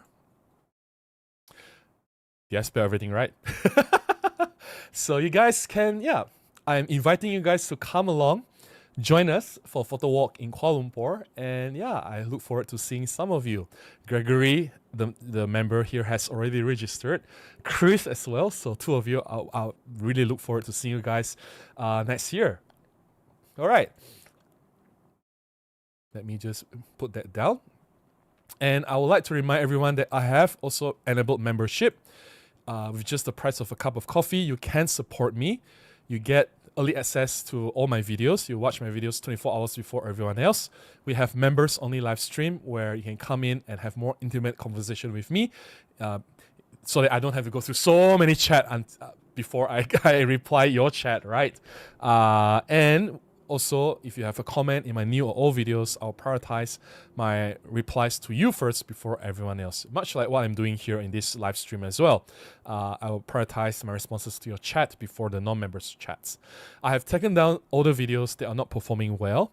I usually put a video out there for several months, sometimes half a year, and if video fail to do well, if nobody's watching the video anymore, like I will look at the stats. If like in the past 1 week, it gets only 0 views or 1 view, I'm like, I'm going to take the video down and the video is not doing well. And the reason I do so is so that YouTube algorithm will not be diluted. I want YouTube to continue to push my new videos to a wider audience. It's working quite well in my recent videos. And if you want access to these older videos, you can join as a member. That's one of the perks. And these videos include tips and tricks on composition, impactful black and white photography, and how to get sharp photographs doing macro. Also, a lot of POV street photography videos as well, and these are members-only videos. There are other ways to support me besides joining as a member. You can also buy me a cup of coffee by using this link, or you can contribute directly to my PayPal if that's what you prefer, or you can buy from my affiliate links from B&H and Amazon. All the links are in the description below, so any support goes a long way. Those of you who have supported me, thank you so much. I appreciate you. Without you, there's no Robin Wong. You inspire me to do more and share as much as I can with you guys. All right, let's get to the chat. Proxy says, you mean bokeh. Bokeh. Yeah, that's what a lot of people say, right? Bokeh, right? Woofy says, Robin, my EM1 is not doing great. Image stabilization is falling apart. It keeps failing, and it's turning itself off when in an angle is not landscape. OM-1 Solutions told me they're not fixing it, unfortunately. It's already discontinued, right? They don't have the parts anymore. It's been more than 10 years. The camera is old, so yeah. Well, the good news is, at least here in Malaysia, in the used market, I see so many EM1s in the used market floating around, and a lot of them are in very good conditions with very low shutter count. So I would spend, I think here, after you convert $200 for a used EM1 in the market, right? So yeah, why not buy another one to replace the EM1? Zach says, good morning, everyone. Hey, Zach, how are you? Nice to see you here. Chuck says, I learned Tone. Supposedly it describes people who are obsessed with bokeh. All right. Sandy says, OM-1 Mark III wishlist also to have a new autofocus imager. Autofocus imager? What is an autofocus imager? It's smart predictive autofocus. You're talking about the subject detection, right? The AI subject detection. But I have no idea what autofocus imager is. Woofy says, I'm looking to replace it with Olympus EM1 Mark II or Panasonic G9. I'm almost there with choosing Olympus. Can you give me extra push to go with it? EM1 Mark II has face detection autofocus. G9 doesn't have. Is there enough push? It makes a big difference though. Actually, like that's the reason why I stayed with the EM1 Mark II. Although I love the G9 so much, I reviewed it. The fact that it doesn't have the face detection autofocus, it's just very frustrating. Yeah. I wish Panasonic has included face detection sooner. This side tour screen says, good morning, Robin from Boston, Massachusetts. Almost forgot how to pronounce that. Massachusetts, right? Hey, how are you? Nice to see you here. Let's get to the members chat. I'm sure there are some members chat already, the new ones. All right. Gary says, to me, OM-1 Solutions is like Lexus. In the early 2000s, they made innovative, super high quality cars. Fantastic, but a setback and coaster and let other makers catch up and then surpass them.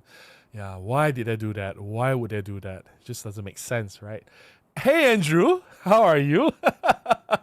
Andrew is in the house. Andrew says, lovely shots as usual, Robin. It's a very nice series. Thank you so much. I appreciate that. Pudu is very nice. Like, I don't. We have this conversation before. I asked you, have you been to Pudu? Sorry, I forgot the answer.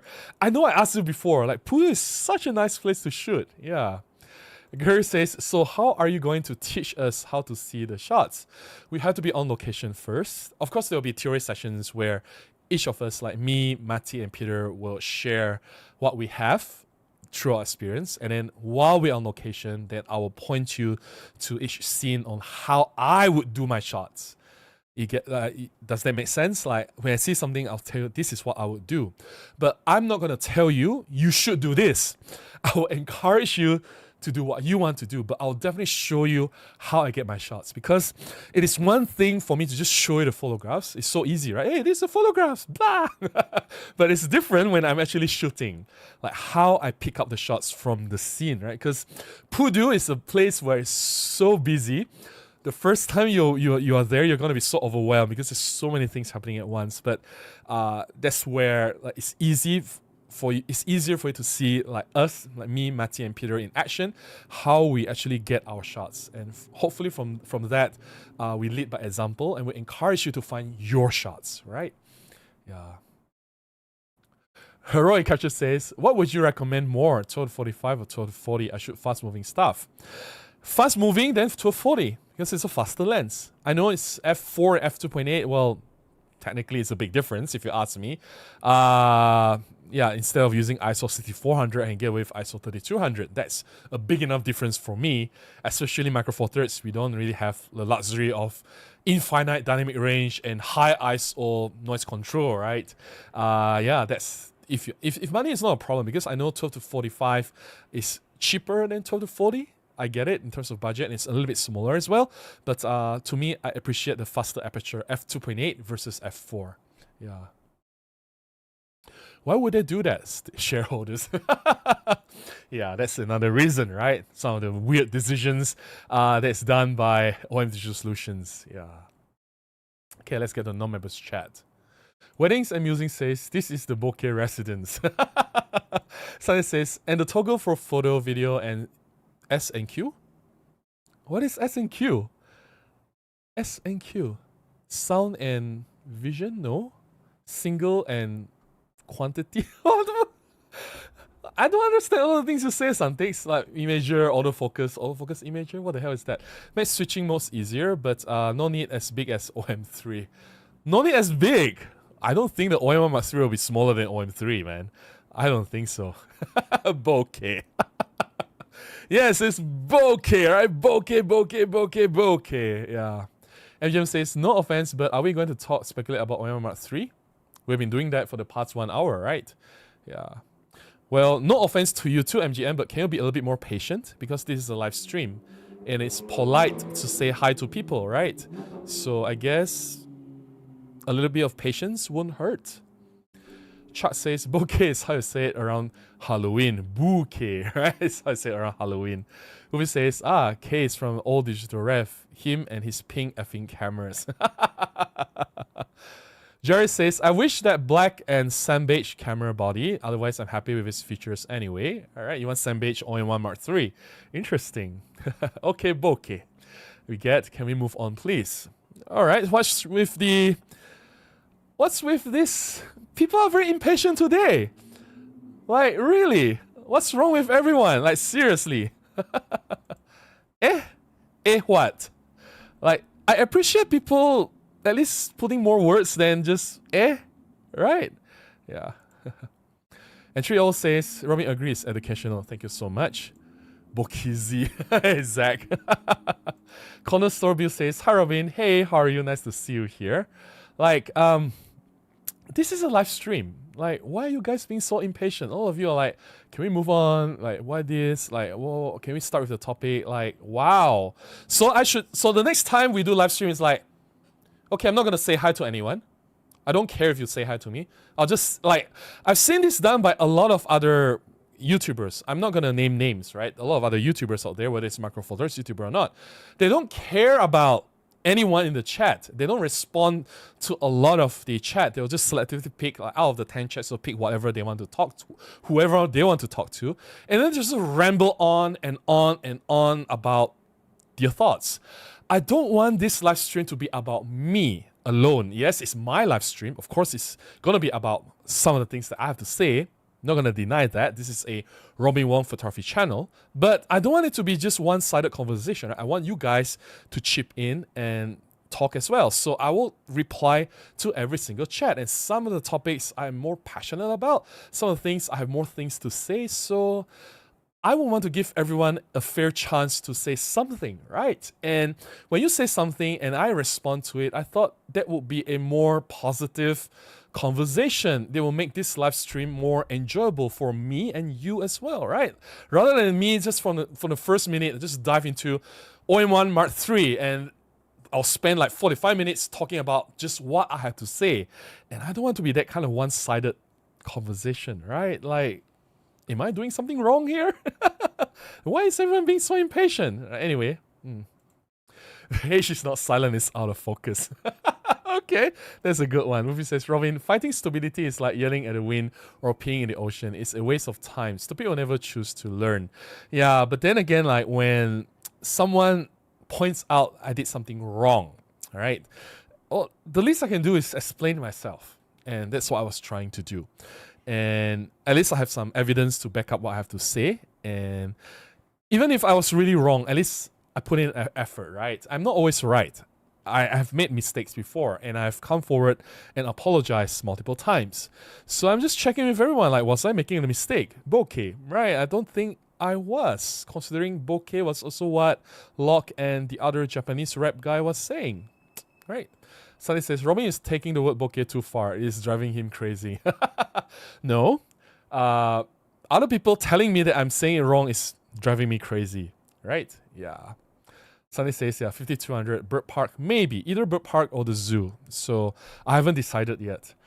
Asram says, you should compare 5200 with and without teleconverters with the 300 F4 if you're able to use both at the same time. No more comparisons. I've said this many times, Astrom. Like, if I say nice things about one lens, people who love that lens will applaud me. If I say bad things about the lens that they love, they will come with me to me with pitchforks and nuclear bombs, and there'll be like end of the world kind of scenario. There'll be bloodshed. There'll be war. And I have experienced this many times. Like, people just see reviews and they just want to read or watch things to justify what they already believe in. They don't care about the truth, even if it's the truth, right? They don't care about what I have to say. They just want me to say the things they want to hear. And if that's true, especially doing comparisons, it's just very complicated. There will be things that I don't like about 300. There will be things that I don't like about 5200. Whatever I say in either lenses, it will piss someone off. And they will come to me with nuclear bombs. And I don't want to deal with that. Sorry. I've dealt with it before many, many times. I've been burned many, many times. And I don't think I was wrong in that situation. I don't think I deserve all the bloodshed. Like, seriously? So no more comparisons. No more comparisons. Movie says, Robin, I wish you would try the 5200 out in nature and not Bird Park at least once to experience how difficult and skittish birds actually can be. Good autofocus and hiding. You thought I never tried lenses out in the wild, Wolfie? Have you seen my OM-5 review? Or have you seen my EM-1 Mark 3 review? Was it EM-1 Mark 3? The one that I tested the camera in together. Yeah. Like, anyway. This reminds me of another story. Someone said, like, oh, Robin, like, because that time I was saying that EM-1X and 300mm lens are too big. All right, I wish EM-1X doesn't exist, and I wish that the 300mm is maybe 20-30% smaller. And then the person said, oh, Robin, if you only have been to South Africa before, and if you shot at a safari, you'll see how the EM-1X and 300 will be so excellent. Well, guess what? I've been there twice with the EM-1X before it was launched, together with the ambassadors, Olympus Visionaries. And the Olympus Visionaries, together with me, also said the same thing. When they first saw the EM-1X, like, oh my god, that is monstrous. That is too big. Words from other Olympus Visionaries from around the region. We've all had the same reaction. We are already Olympus supporters. We are the ambassadors. And we said, oh my goodness, this is too big. And yet somebody said, oh, Robin, you should have gone to South Africa. I'm like, guys, Really. Really. Anyway, Sunny says, I hope they actually change the Wi-Fi from Wi-Fi 4 to Wi-Fi 6. Yeah. I think Wi-Fi and connectivity will always need constant improvements, right? We'll see if they can do that. Jira says, you are the only person I've seen who describes OM-1 Mark II autofocus as horrible. Nope. Then you haven't seen enough. There are many people who said the same thing. I wasn't the first, and I wasn't the only one. Just curious what you're running into. Oh my goodness, I made so many videos already, Jer.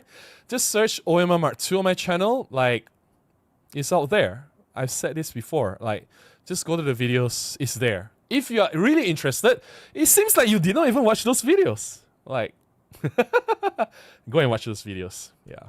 Who says, oh dear Robin, here we go again. Please don't get angry about a single autofocus performance. If he wants to watch, he'll watch. Zach says, it may be okay to say bokeh anyway, any day, any background is fuzzy. Yeah, I'm not that particular about the pronunciation. I'm just saying, those people saying bokeh, right? I mean, like, how it changed from bokeh to bokeh. It's just so weird. And when people say that I did something wrong, at least I want to clarify it, right? Like, am I just to accept, okay, I'm wrong, you're right. End of the story. Is that how it works? No, right? If at least I want to find out what I did wrong. If I was really wrong, I want to find out what was really wrong, right? Sunny says OM3 is on Wi-Fi 6. Ah, okay. So I guess anything newer than OM3 will be Wi-Fi 6 anyways, right? You don't have to worry about that. Anthony says, I want to see OM system bring out the White Pro 12 to 50 f2 image with image stabilization. Yeah, there are so many lenses that should have brought out. We'll do another video on lens wishlist. Josh says, I would like the ability to capture what I see while magnifying. Why can't you see anything while you magnify? So like when I use the camera to magnify something, I'm seeing it, right? What can't you see, George? I don't understand. Yeah. Snowwalker says 42 megapixels, yes, better autofocus, even though it is already great, but Sony level will be amazing, and the ability to shoot RAW video without lock profile. Wow. But then, RAW video without lock profile? Oh, okay, I understand. Because the lock profile is technically still, like, technically a processed video, right? Not RAW. Yeah, I understand. RAW video. Okay. Let's see if there's any members chat. There's a few.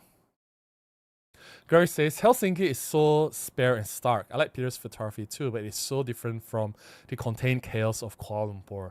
Yeah, definitely. They've done this workshop in Helsinki before. It was based on what they have done, the experience from both Matty and Peter.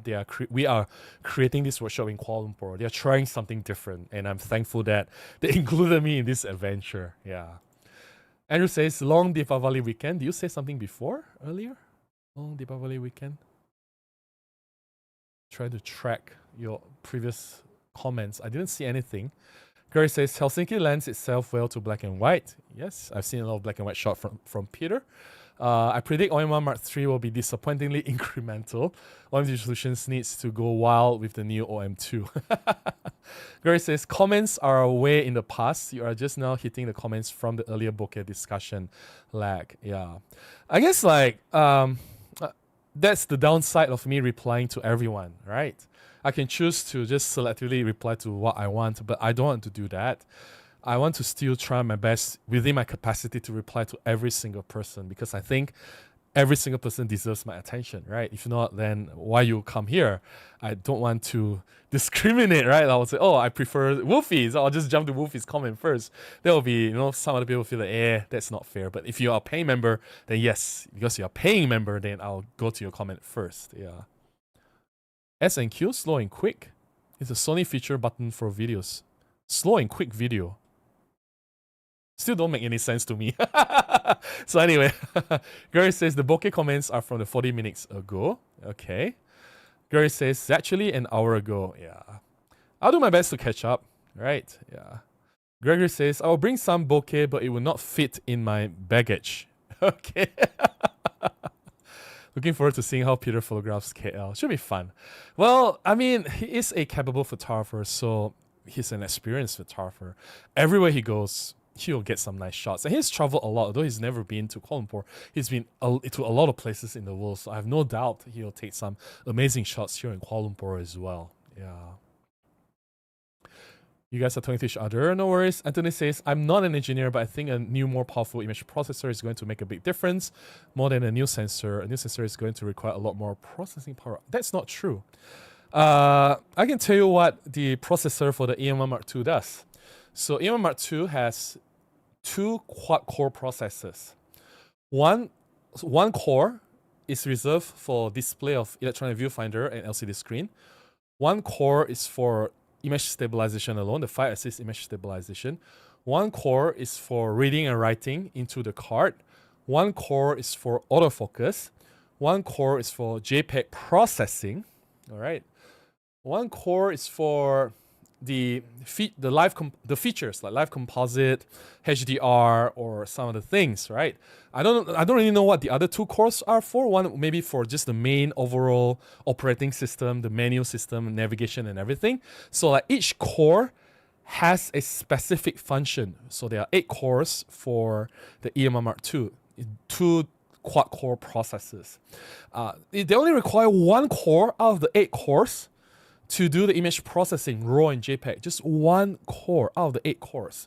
So to say that new sensor needs new processor, I don't think that's true. That's not true. Yeah. Tate says, I would love OM-1 Mark III to have a good human tracking algorithm like the Sony eye autofocus. Yes, definitely. We have talked about one of the things that we wish the OM-1 Mark III to have, and I agree with you, improve autofocus. Wow. Let's try. Vagish Babu. I hope that I got that name right. Sorry if I got it wrong. Vagish Babu. OM should now venture into large format sensors. If they do, they'll die. Just like Panasonic dying now. Robin Red, bouquet of flowers? Did I say bouquet? I said bokeh, right? Bokeh. Bokeh. Not bouquet, right? That's bouquet, right? Did I say bouquet wrong? Man, it's a very weird night. Anthony says, has anybody else who's used OM-1 in really cold climates where gloves are a must to wear, have you had trouble feeling the shutter release? Anthony, I have interacted with thousands and thousands and thousands of people from all over the world in the past 20 years, right? Since my blogging days. And I've been on YouTube for 6 years. I receive hundreds of comments every day. I have interacted with so many people. Yours is the only one comment about gloves. I'm not saying your comment is not valid. It is a valid comment, right? I'm not saying it's not important. Yes, it is important. But yours is the only complaint about gloves. And my 2 friends from Finland, Matti and Peter, right? In Finland, it goes down to minus 25, 30 degrees. Jari Huikari, if you're still here, you can verify. Jari is from Helsinki as well. Matti and Peter never really complain about using gloves on any cameras at all. So there you go. Yeah, not to minimize your comment, Anthony, but I'm telling the truth. I'm just saying the truth, right? I've talked to thousands of people over the years, and yours is the only comment about gloves. Hendrik says, focus on overall more compact system with great ergonomics, small lenses. Microphones cannot compete with APS-C or full frame based on image quality, portability, lens choice, quality, ergonomics. But we are talking about OM-1 Mark III. So you want OM-1 Mark III to be smaller. Okay, not an impossible ask. But small lenses, we already have small lenses, right? Like how much smaller do you want Micro Four Thirds lenses to be? Like have you seen 45 1.8, 25 1.8, 17 1.8? Even the 75 1.8 is quite amazing for what it is. Like the Olympus 60 f2.8 macro, like okay. You want more? That's fine. So you want more smaller lenses, okay, that's fine. We never ask Micro Four Thirds to compete with APS-C and full frame. That's physically impossible, or physically, in terms of physics, it's impossible, all right? But we also need improvement. They cannot stay stagnant forever. We need more resolution, at least some improvement when it comes to dynamic range and high ISO, right? Yeah. Portability, lens choice, quality. I think lens department we're doing quite okay. I don't think Micro Four Thirds lenses are in any problems. We do need some updates in some of the older lenses. We talked about that before, and maybe some newer lenses there and here as well. Yeah, ergonomics. I don't think Micro Four Thirds ergonomics is any issue though. Like OM-1 Mark II, OM-1 Mark III, those are one of the best cameras that I've handled before. OM-1 somehow There are some things that I don't like about it, but not a big problem. Still, OM-1 is still quite a joy to use in terms of handling, not a big problem. But I gotta admit, the original EM-1, EM-1 Mark II, the handling is better. Yeah. And then it says, I really feel the need to re-engineer the shutter release. It's when the most important triggers on the camera. But then, of all the people that I've talked before, I've never heard people complain about the shutter release though. You are the first I've heard about this. It's no good if you cannot feel it when using your camera. I can feel it. I said, when I first used the EM-1 Mark II, yes, it is very sensitive, but it takes a bit of time to get used to it. After using it for a few days, I'm okay with it. I have no problem with it. But then again, I've never heard people complain about the shutter button. No. So why re-engineer it if it's not a problem, right? And again, it's just like, for them to make a decision, it has to be based on data, numbers.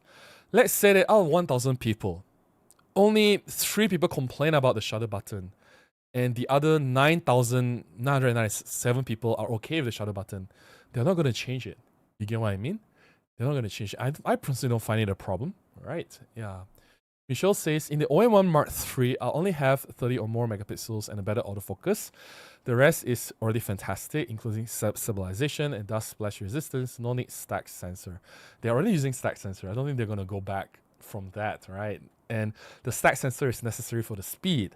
And the new camera cannot be slower than the current OM-1 Mark II, right? It has to be same or faster. And the only way to achieve that is to use a stack sensor.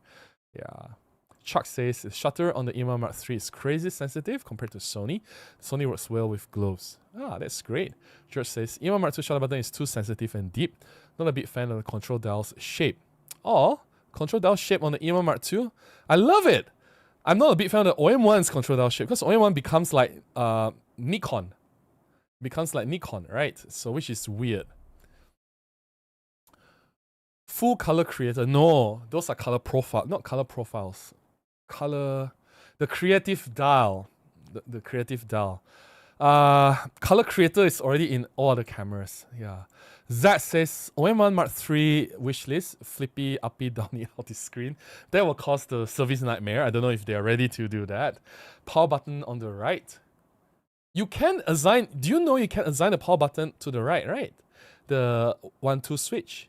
If you don't like the OM-1's power button to be on the left, you can just reassign it to the right. Like, I don't see this as a big problem. Like, I understand where this is coming from, but it's not a problem to begin with. I know it's remappable, yeah, but then you like it to change autofocus zones. Okay, I understand.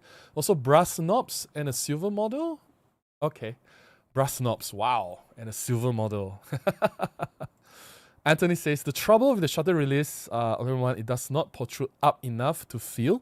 It looks like the engineers only engineered around and made finger not too for operating with gloves. There is a reason for it not to protrude too much. One of them is for in case the camera is turned on in the camera bag. If it protrudes too much, it will take photos accidentally. Trust me, this has happened to a lot of other cameras before. Also, the power button. I know it's not really a power button on the OM-1, and that's a deliberate choice. It's not a button, so that you cannot be turned on accidentally. It has to be a switch. It takes a certain effort to switch it on. Cameras like GR cameras, the buttons it's a lump, right? Because it protrudes. And because the button it protrudes, and the shutter button also protrudes, if the camera accidentally turns on in the camera bag, it will start taking photos. This has happened. So when you get out from the house to a location, right? So in Malaysia, this is what we do.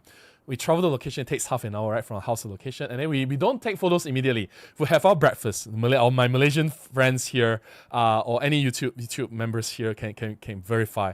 We will start having breakfast. That's another half an hour, 1 hour before I'll do a photo walk. By the time we start the photo walk, we take the camera out, the battery is almost empty. And you have taken like 100 shots in the camera bag. So yeah. Tony says, better focus, minimum 26 megapixel sensor, better video, improve existing functions, right? HDR, more color filters, also available in video, more stops for ND filter. Yeah, autofocus is a big thing, and I think by now everyone can agree that we need more resolution and a new image sensor, right? So yeah, Tony, you're right on the dot here. Yeah. Movie says, oh yes, and now I've seen this from Zach. Oh my OMD, please effing put the on-off switch on the right. Man, you guys. I think of all the things, that's not a make it or break it thing, right? Like if you want the camera to be like, come on, let's say if they give us an OM-1 Mark III, I don't think the on-off switch should be like the top of the priority, if you ask me. Of all the things that I want them to change, that will be maybe number 10, right? Anyway, well, we have different priorities. We're all different people. So yeah, Dr. A says lighter, a bit smaller, cheaper, sand beige. I think lighter and smaller will be out of the question. It'll be bigger and heavier. Looking at how things from EM1 to EM1 Mark II to EM1X. And thankfully, OM-1 is actually smaller than EM1X and OM-1 Mark II. But then if you compare the OM-1 and the original EM-1, it's like the size and the weight increase, right? Significantly. Yeah. Let's get to the members chat. If there's any. There's some. All right. Curry says, come for the conversation, stay for the photographs, replay for Lily. I'll tell Lily, Gregory. I'll tell Lily. There it says, adding more bits per pixel would require more processor. There'll be delay in image handling its sensor readout. Stack sensor handles that. The processor probably sits there waiting much of the time. Yeah, some of the processors already built into the sensor anyway. Grace says, it could be brewing the perfect espresso. Maybe. Could Anthony's Sato release have a problem? Maybe. I don't know. Yeah, maybe. But it is quite sensitive. The EM1 Mark II, the OM-1 is quite sensitive. But it's not so sensitive to the point where like it's a big problem. Because Anthony comments that he's using gloves and he wishes that it's not that sensitive, right? So that he can use gloves with the camera. Yeah. Time check is almost 15 minutes past 11 or 10 minutes to midnight. Let me drink a little bit more water because I'm quite thirsty. I'll reply to as many chats as I can. There's 73 people watching, but the chat is really active.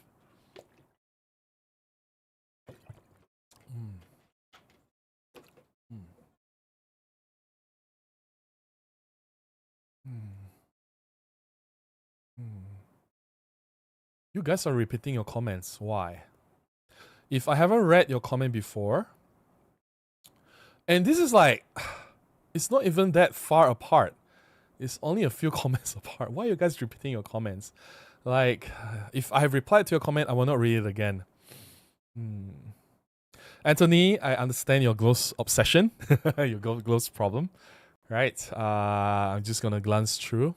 Dr. S says, don't know the OM-1 Mark II, but hope that battery lock is better than OM-5 Mark II.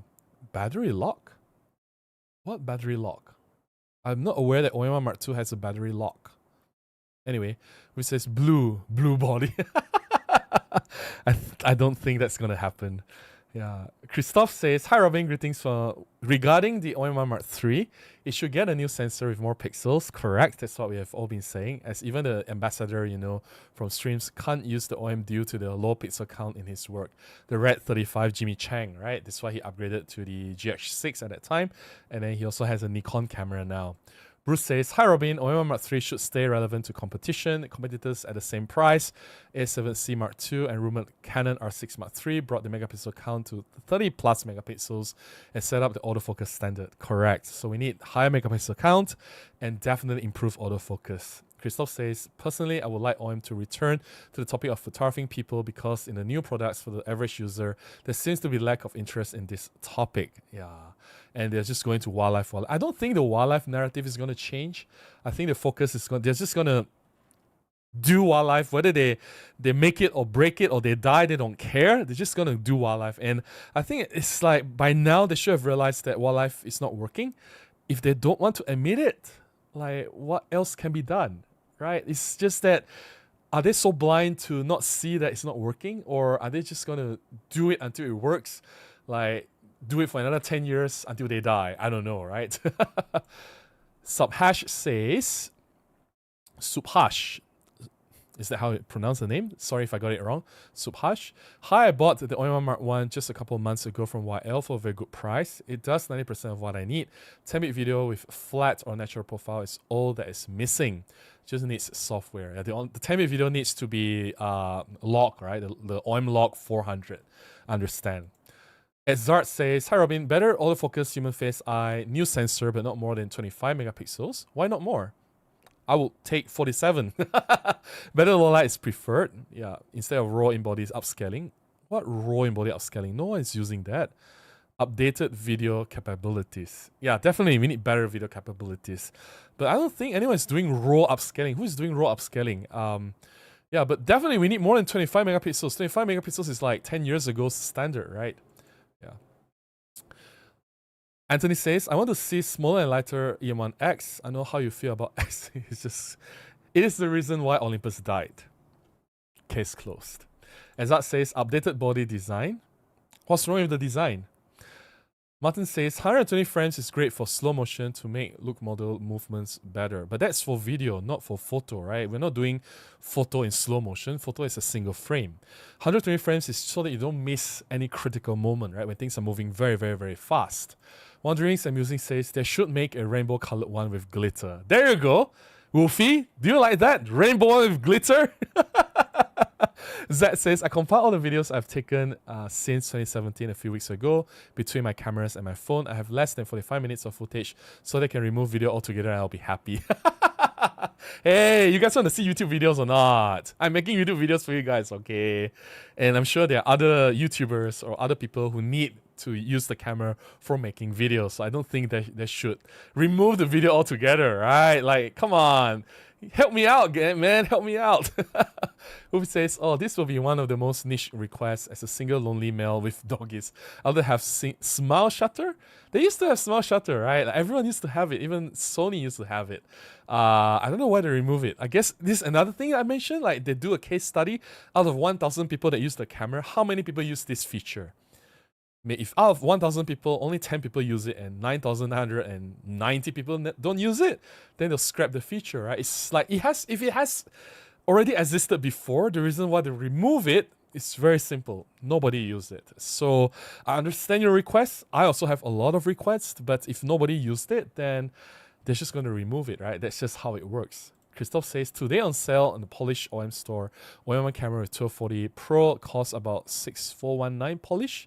For $1,764 US. Still, that's about 100 more than a Sony A7 Mark III with 2870. Yeah, I get it. I understand. Yeah, the pricing on the OM Digital Solutions, I'm not asking them to lower down the price, but I'm asking them to improve their capability.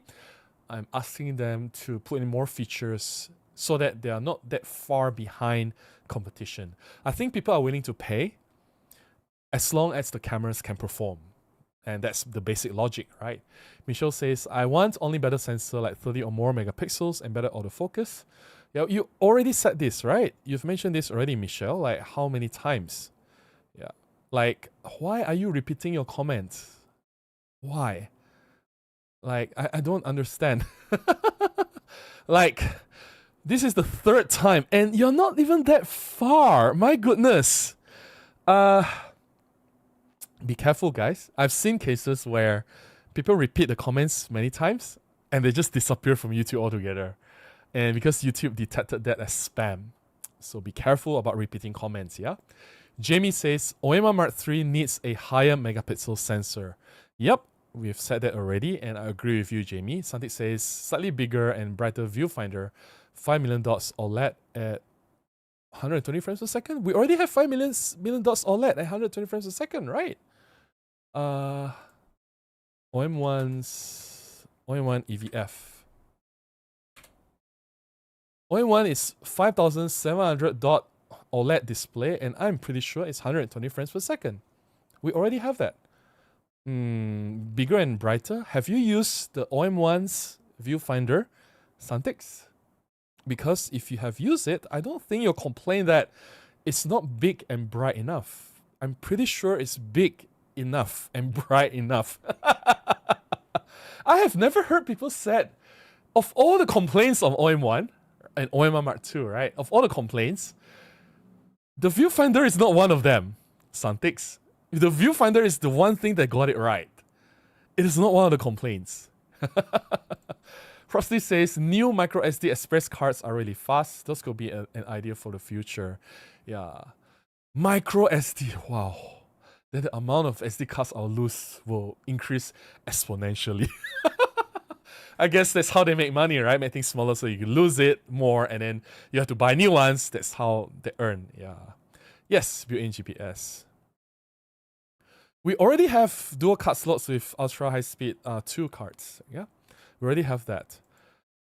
Pet Diver says, EM1 Mark 3 versus OM-1 Mark 3?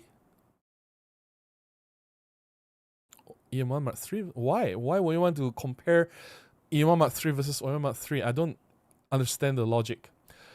SD UHS2 max speed is 300 MB. It's becoming a limit for buffer and action shooting. It's barely keeping up with 20 frames per second on OM1.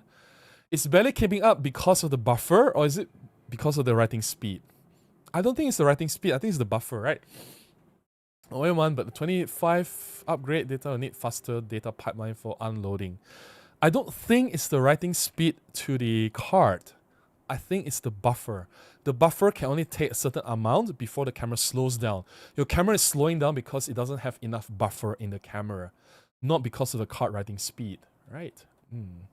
And then it says, I hope OM system engineers and executives are listening to your YouTube and taking notes and what improvements. I doubt so. I think we are having this conversation here amongst ourselves, mainly just for us to collectively put our voice out there, right? But whether they listen or not, I'm sure someone is listening, but I don't think they care. I'm sure they are listening to this channel, right? But I don't think they care, and that's the sad part, right? Because if they've cared, they wouldn't have made a lot of mistakes they've done over the years. MGM says, I don't think abandoning the stack sensor would be a good idea. Haters always pick on the low resolution noise and dynamic range. If I tweak all three, that would probably boost sales. But then the stack sensor is the one that increased the speed, right? It's like, without the stack sensor, 120 frames per second is not possible. And they already do 120 frames per second. So if they go to OM-1 Mark 3 and they come back from 120 frames, I don't think people will be happy, right? I don't think they can afford to do that. And they can only do that with stack sensor, right? That's the logic that I understand. Yeah. Sunny says, instead of autofocus assist, they can use laser autofocus or depth sensor. Phones have it. But the phone's autofocus is so crap. Like, you rather use your phone's autofocus than your camera? Really? Like, have you used your phone to really shoot important stuff? Like, I've used all this laser, whatever, all this technology, and it's still so crap. Like, man, like, so bad. Like, recently, I'm not gonna say who. There's this new phone, just launched, by the way, like, very recent launch. It's a new, like, latest launch. And one of the photographers wanted to shoot ice figure skating, an actual Olympics level competition, ice figure skating. And when she tried the phone, she really tried, and she decided to just give up because the autofocus is just so bad and the camera is just so slow. Although it's the latest processor, Snapdragon, blah blah blah, whatever. It has the latest laser, right? As you've mentioned, some takes a laser autofocus, whatever depth. The camera just cannot keep up with the performance. And she just whipped out her Canon camera from 6-7 years ago. Just snap, and got all the shots without any effort. Like, have you tried some things really using the smartphone's autofocus? Like, it's just so useless. Like, oh my goodness.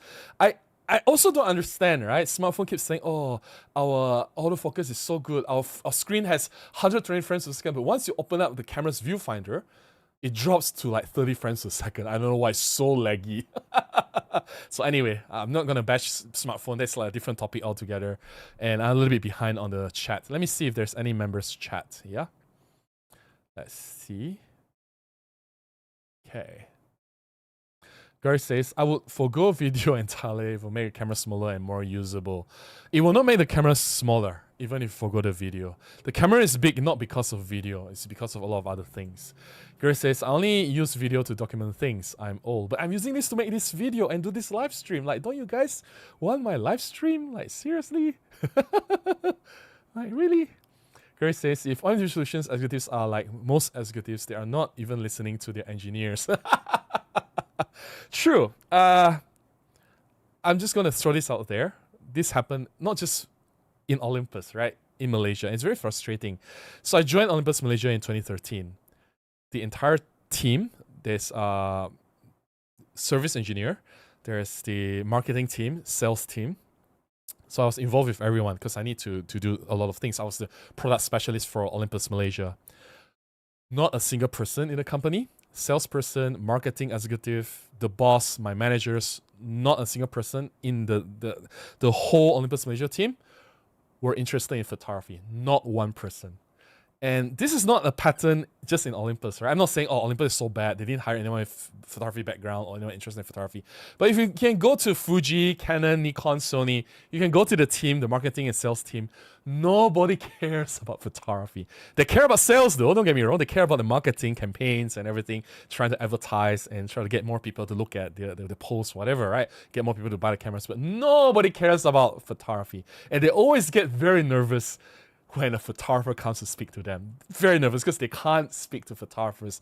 And in a way, it makes my position very valuable. Like they can't just do anything to me because I was the only person that can deal with photographers, like talk to photographer on the same level, right? Because they have no one else in the company to do that.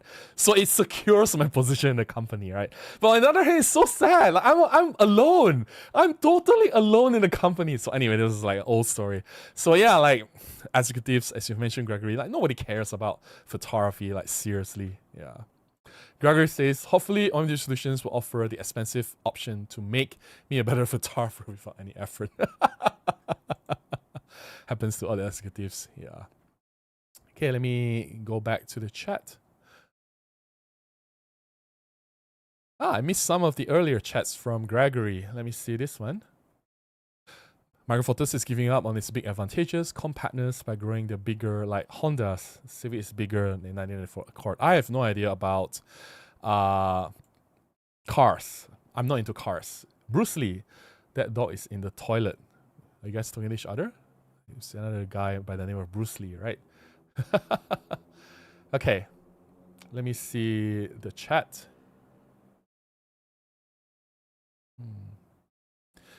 I'm not dissing macro photography. I'm just telling the truth. I'm just saying macro photography just doesn't have as much room for creativity as street photography. If you don't agree with me, that's fine. It's your opinion. But my opinion, I still have to stand firm on this. Anthony says, right now, I'm developing my files with DxO Pure RAW. Very pleased with the results. I have no problem with 5000 ISO when shooting birds. Great for you. Lenny the Lens says the Mark III should have more autofocus detections like street cat setting. They can definitely improve on that. Ethan says, oh good Robbie, no worries. I appreciate that. Yeah. Sunny says built-in GPS and run the sensor like barometer, sea level meter. They have all these things. They just don't put it in the camera. They put it in the TG tracker and the TG series camera, the tough cameras. And again, like they can't put everything in the camera. They need to selectively choose what they can fit into the camera. And I think for now, those things may not be the top priority to get people to buy the camera just because you put in barometer and sea level meter. How many sales can you generate? How many people will treat these features as a top priority? Those will not be the top priority, right, when you consider buying the camera. Yeah. Estrom says, does anyone know about 28 megapixels for the sensor? It would probably be the pixels count, and I have not seen anything like this. Yeah, I've seen a 47 megapixel sensor, but not a 28 megapixels one. Chuck says, racking my brain, but I really can't think of a killer feature that would make me trade EM1 Mark III for EM1 Mark III. Is the eye control F in Canon cameras really useful? Oh yes. Oh yes. Canon, Nikon, Sony, even this Z5, human face and eye detect is better than OM-1. It pains me to say this because this is an entry-level camera. MGM says should be able to alarm for orange cats as well. What's wrong with orange cats? Sunny says, is there a 28 megapixel sensor out there? No. I'm not aware of that, but there's a 47 megapixel sensor out there, which I've talked about before. Sunny says, a real overhaul of the body, smaller but bigger screen, better grip. Better grip. Something wrong with the grip. Suntix with the OM-1, huge viewfinder. What's wrong with the current viewfinder? I think it's currently one of the best viewfinders out there. The OM-1, like, how much more better would you want it to be? Zach says, I also like to see encrypted content authenticity certification like what Leica does. That could be more important than ever while AI is planning our complete and total destruction. Well, if AI is planning our complete and total destruction, whatever encryption that you do, the AI will be able to crack as well, right? Because whatever human has the knowledge, the AI will already learn it by now, right? So I don't think it will be much of a use if AI decides to go rogue. Anthony says, I want to see OM system after all these years of using a 20 megapixel sensor, bring out sensor at least 8 to 10 megapixels improvement. Yeah, we all mentioned that already. We want more resolution and some improvements as well. Christoph says, I'm not a camera designer and don't know much, but OM needs to attract new customers with something that gives them an advantage over other systems in some specialties, just like they did in the past. Anything specific? Any specialty that comes in mind? Right. Sunny says, if panorama function will take so much of the firmware space, you'll be surprised. You'll be surprised. Everyone is asking for all different kinds of things, right? You're asking for panorama, then you're asking for barometer, you're asking for GPS, you're asking for a lot of things like, are they able to fit 20 more features? No, right? I'm sure they can't. You know about RTOS, it's used for Olympus camera. I don't even know what RTOS is. Wolfie says, Robin, I think you have jumped a section of the comments, but I'm not sure where. Have I? No, I have not. Where did I? Nope. I did not jump any section at all. I'm scrolling through all the chat that I have from the start. Nope. I have not. Okay, let's scroll down to the latest section of the comment. Anthony says, there was a big jump with resolution from EM1 to EM1 Mark II that made the EM1 Mark III so good, and it was a big improvement in image processor over the Mark II. Last great camera from Olympus. Indeed, from even before EM1, right? From the EP3 to EM5 to EM1, like the sensor improvement, image processor improvement in terms of features, image stabilization, and everything else. Just there's like a big jump from one generation to another. We don't see that jump anymore. I agree with you. Jan says, I think that all they need to do is finally make a notable sensor improvement along with good enough processor to give the 2026 AI autofocus standard. Yes, new sensor and better autofocus. That's what we have been saying all this time. Danielle says, internal memory will be nice, autofocus up to Sony Canon level, and of course, more megapixels. So again, same thing, new sensor and better autofocus, and you're suggesting to have built-in memory. But I think like these camera makers, they are working together with all these memory card manufacturers. They want to help them to make more sales as well. I think they are paying the camera manufacturers some money. I don't know. I think there must be some agreement there and here for them not to put in internal memory so that, you know, the memory cards can continue to sell. I don't know. I'm just throwing out a conspiracy theory. Anthony says, OM-1 and Mark II accessory group is not built to the same quality as the other accessory grips. One of the past complaints seem too plastic and not heavy enough. Oh, really? Okay, I don't have the external grip. That's interesting comment. I'm not aware of that. Zach says, I had a Canon 51.2. The thing was chunky. The quality was amazing. I never use it for street photography. Not even, okay, Canon's 51.8 is small, right? Canon's 51.8 is small. But have you seen Nikon's 51.8? It is like the size of this cup. I'm not kidding. Like, it's this size on this camera. I still have some coffee left, so I can't tilt it over. Like, why would you want to make a 51.8 this big? It doesn't make any sense. Yeah, Anthony says, for most of us amateur photographers, after investing in a lot of expensive lenses, change sensor is not an option for a lot of us. Professionals I know use more than one sensor format. Yeah, use what works and what gets the job done, right? I understand. And for others, like hobbyists, you just stay with one format. It makes more sense that way. Totally agree with you. Tate says, I love your photography style, documentary, environmental, street with so many colors. Thanks, Tate. Appreciate that. Chuck says, very nice photos. Thanks, Chuck. Appreciate that. Wolfie says, beautiful images, Robin. I want to add the Nikon 40 f2 to my set to complement TD Artisan 75 f2 for street photography and personal use. I want the Nikon for minimum focusing distance. Yeah, well, too bad you're not here. I can just let it go like almost for free for you, right? Yeah, I'm not using the lens anymore. Zach says, nice shots, Robin, especially the last one with the cats, because cats are always awesome. Yes, cats are awesome. Because people are like, calling Robin, cat photos are not street photographs. I'm like, screw you. I want my cat photographs. Yeah. Wolfie says, I had a view throughout 50 f2 and adored image quality, but hated the long minimum focusing distance. Yeah, it's more than half a meter, right? It was so difficult to use for indoors and pictures of my dog. That's why I want the 40 f2. Ah, I understand. But I compose my shots with 50mm always look better than 40. I don't know why. With this, I just ordered the EM-1 Mark II in-store credit, so now I can do an experiment to test a theory of mine. What theory is that? And it says, I said it before, I found a big autofocus improvement, image quality improvement with my new camera OM-1 Mark II over my old EM-1, which I used for many years ago for all kinds of photography. But did you compare OM-1 Mark II and EM-1 Mark II? My complaint is not versus the EM-1 original, my complaint is versus EM-1 Mark II. Yeah, I have still no idea what it means. Slow and quick. Why would my video be slow and quick? Makes no sense. Santic says, the modes photo, video, and S and Q on the left dial implemented on number 3. I still have no idea what that is. MGM says, apologies for my lack of patience. Greetings to you. My remark was made early on when folks were pestering you with audio issues. There was an attempt to hush them up and allow you to carry on. Okay. No worries. Woofy says, sorry about mentioning that. I thought you skipped part of the chat. I think the conversation was fragmented so much that I was lost. Yeah, I jump over to the newer chat, right? The members chat. Yeah. Joel says, my wish list for Mark III. Okay. Daniel says, Robin, I like how you do your live streams. Why else would I be here? Thank you so much, Daniel. I appreciate that. A video on par with Lumix G9 Mark II. I don't think that's going to happen because Panasonic is always ahead in terms of video, right? I mean, if you want a video, then you probably will be using Panasonic by now. Like, why are you using OM system? There's no reason to, right? Daniel says, Robin, I like how you do your live streams. Why else will you be here? Okay, you've said it already. Ted says, Robin, your workshop sounds great, but I can't make it next year, hopefully in the future. Yeah, we'll definitely do more than one if the first workshop is successful. I'm looking to getting the Z5 just to try it out. No worries, no worries. Dave says, hi Robin, I'll come with a nuclear bokeh. That's a good one. Nuclear bokeh. Zach says, Robin, if you don't get to the subject of the OM-1 Mark III faster, I'll destroy photography as we know it. That's why people are in a hurry. People are so impatient these days. I don't know what's wrong. Let me see if there's any members chat. Let's see.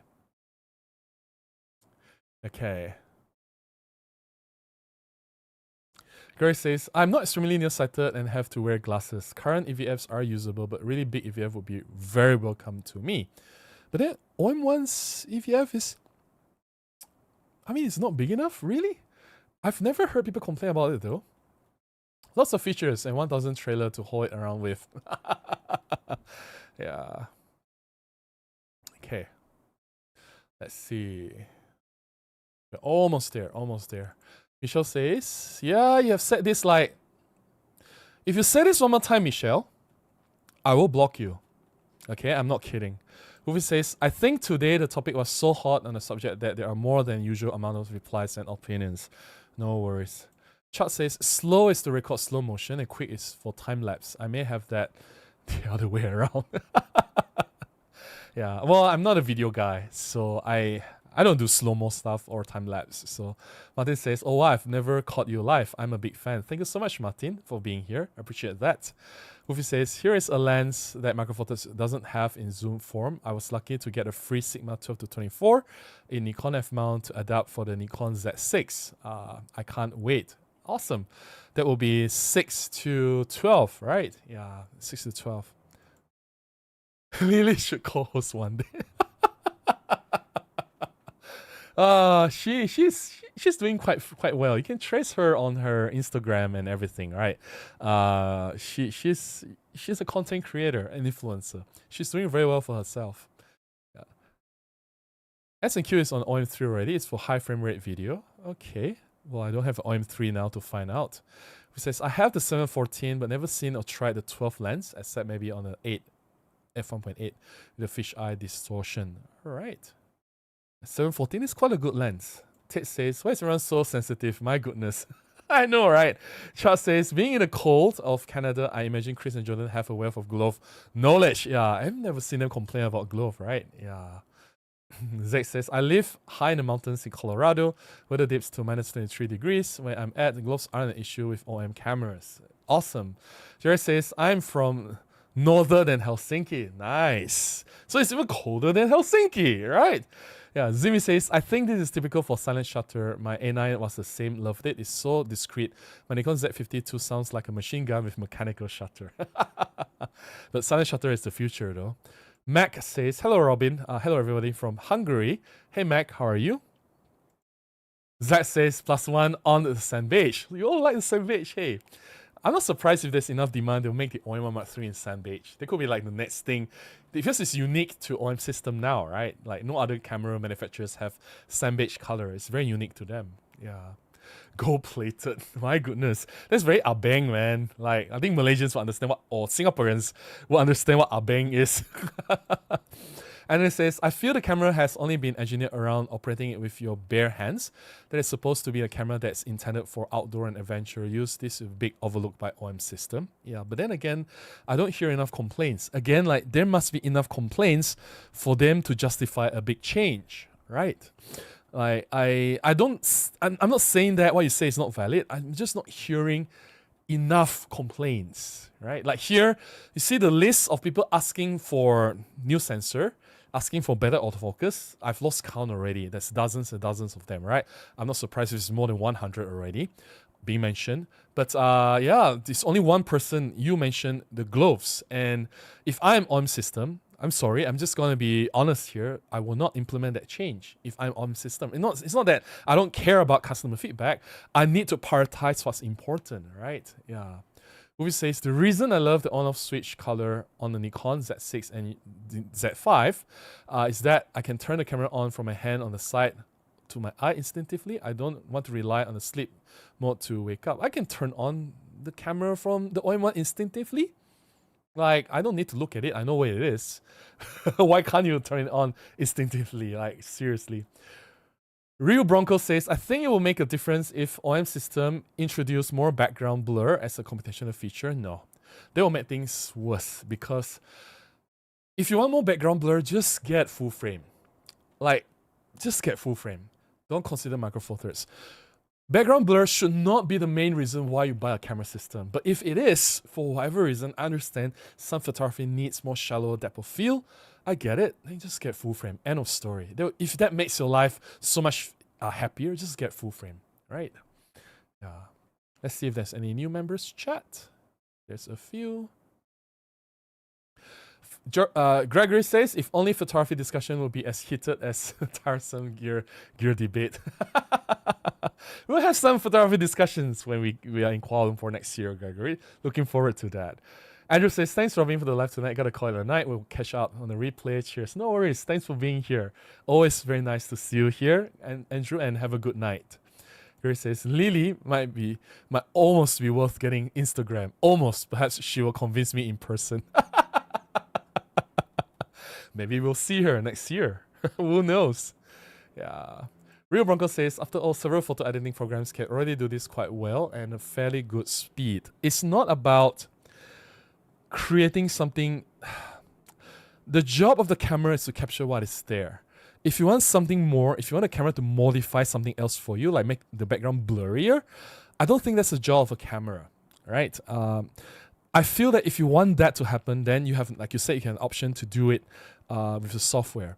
But the camera should at least capture things as faithfully as possible and give you as much data to work with. That's what the camera does. At least to me, that's what I agree with. Wolfie says, Olympus cameras is even worse when I need my second hand to always be free and spend more time to turn it on when I try to reach a moment. It's mainly for street photography and wildlife. I don't find that a problem though. Like, okay, I don't do wildlife, so you do wildlife with that. But for street photography, I've never found that as a problem. Zach says, gold plated with alligator leather grip and ruby shutter release. Wow. Okay, we are talking now. I love the rainbow and glitter. That's for my street setup, not my main camera. Hey, you can show up to a wedding shoot with a rainbow and glitter camera. I'm sure the bride and groom will smile every time they look at the camera, right? And the smile will be like, and that's what you want, right? You want your reaction. I mean, you click the shutter button, right? Kamuyat Mariam says, hi, good evening, Robin, everyone. Hey, how are you? Nice to see you again. Yeah, please still read chat. Never mind the rude guys. Always kind of off topic. I really hope OM Solutions development will make new entry levels. Yeah, only high end stuff. Yeah, currently I think they will need to focus on the OM-1 Mark III as well, because the OM-1 Mark II was honestly a failure, if you ask me. So they need to come up with something to really win back the supporters. Yes, I agree the entry level is important. We've talked about this before. We talked about this in other live streams, but they also cannot ignore the flagship, because without the flagship, then the company, the brand is nothing, right? So flagship is definitely important. Anthony says, the reason I put it out there is I'm wondering if anyone else has the same issue. Not like there's a lot of us around the world who use the cameras in such super cold conditions. At least not. I guess like we can conclude that people with issues using gloves on the OM-1 camera, they are not in this chat, except you. At least that's the conclusion I can draw. And if you want enough people to sign a petition, I think this will not be the best place to look for. So I'm sure if you can find, let's say, 1,000 people sign a petition and send it to OM Digital Solutions, I'm sure they'll listen to you at least a bit more seriously. But at this rate in this chat, I don't think that's gonna happen, right? Is there a different kind of loneliness? Okay. Can't be lonely with doggies. Aww. There is a different kind of loneliness. Aww. Anthony says, your reasoning of the potential problem I have never had with the old EM1. The only problem I had with the old camera was the battery when it gets super cold. I went nuts being out in minus 30 degrees. Yeah, understand. Yeah, don't use your doggies for that. Of course I won't. My goodness, you guys. Are you sure? You Zach says, if OM Solutions engineers take this chat seriously, we'll end up with a glitterized camera with 90 megapixels with 3 shutter button, 3 release buttons. Hey, that's not a bad camera. I want to see that camera happen, Zach. That's not a bad one. Treebeard says, just tune in, wondering what would you like to see in the future OM-1 Mark III. That's the question I ask everyone. So I'm waiting for everyone's answers. And we are already speaking for almost 2.5 hours. Let's see if there are any members chat. Let's see. Gary says, I finally extricated myself from Facebook. I've never had Instagram, TikTok, Twitter. My blood pressure is significantly lower than most people I know.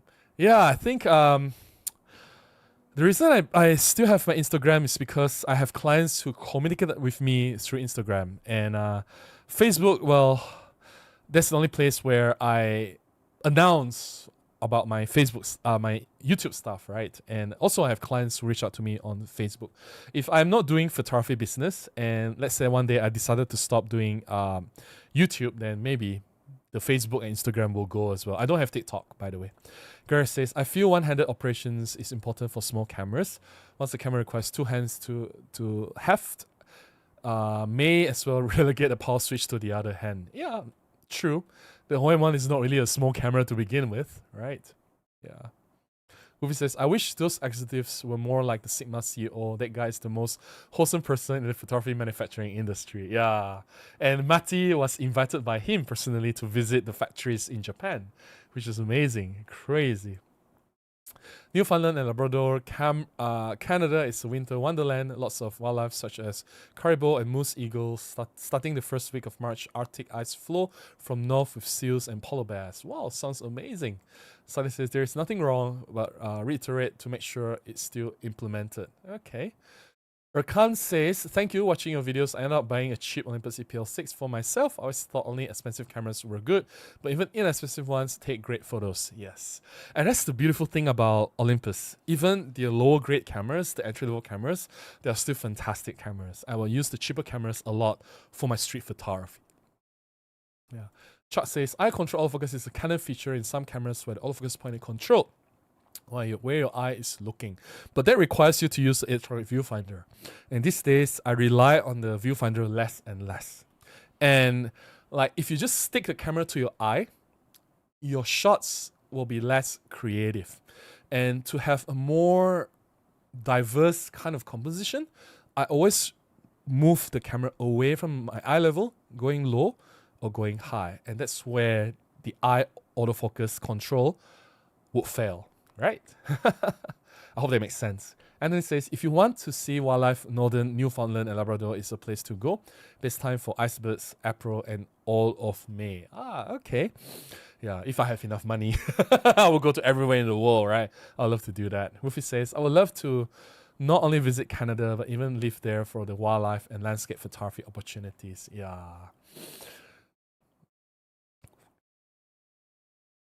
My theory is that I think the diffraction is more intense and quicker on the Micro Four Thirds because of the small sensor size. 12, 16 megapixels whole well at f22, but it makes a big impact on the sharpness. Not really.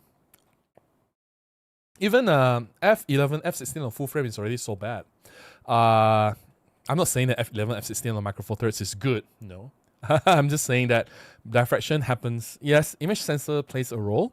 The slow sensor, it happens sooner, but still, diffraction is diffraction, right? There's nothing we can do about it. Just because there's diffraction doesn't mean that you shouldn't increase the resolution. I have the G1 and EM1 and now EM1 Mark II to test all three sensors side by side. That's amazing. Amazing. Anthony says, thanks, Robin, for giving us opportunity to share our thoughts. No worries. No worries.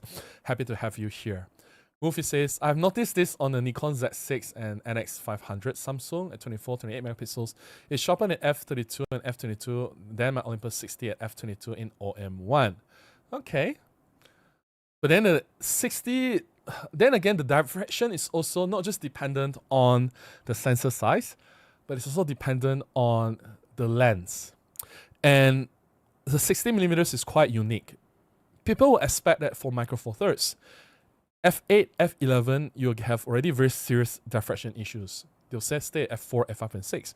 But if you shoot with the 60mm, at least at the center, I'm not talking about the corners, right? At the center, the diffraction is there. I'm not denying that. But the 60 macro, even if there's with diffraction, F8 shots are extremely sharp. F11 shots are extremely sharp. And it's like, to me, it's already good enough, right? And that's what it all matters, right? Because at f11, you already get f22 in full frame in terms of depth of field. You don't have to go to f22 to get f22, right? So if all things are equal, I'll say that 60 f2.8 macro is quite an excellent lens. Yeah. Crystal says, I just bought a used Olympus 918 for landscape for the EM1 Mark II. Very compact set. That's an amazing lens. Yeah. And that was the first dual, not first. Yeah, well, technically the Zuko digital version, the DSR version, had the first dual spherical lens, like they back to back, right? Dual spherical lens. That's the reason why the 9-18 can be made that small, and Olympus was the first to manufacture that. Yeah, the 918 for the Micro Four Thirds is made. I think the design is almost the same as the Zuko digital version, just that it's made to be a bit smaller. Yeah. Terry says, hi Robin, I tried to join a channel but received no acknowledgement. Did it work? No. If it worked, then your name will be highlighted in green and then there's a star badge next to your name. So something must have gone wrong in the process. And this is the part where I have to apologize because I have no control over these things. Everything is handled by YouTube. And if YouTube screws up, I can't do anything. So I'm so sorry about that, Terry. Yeah. Ekan says, EPL 6 or $50 more for EPL 9. EPL 7, if we can find it. I wouldn't go all the way to EPL 9. I think it was EPL 7 or EPL 8 because there's more customizable buttons. The cameras are same sensor as the EPL 9, but better sensor than EPL 6, if that makes sense.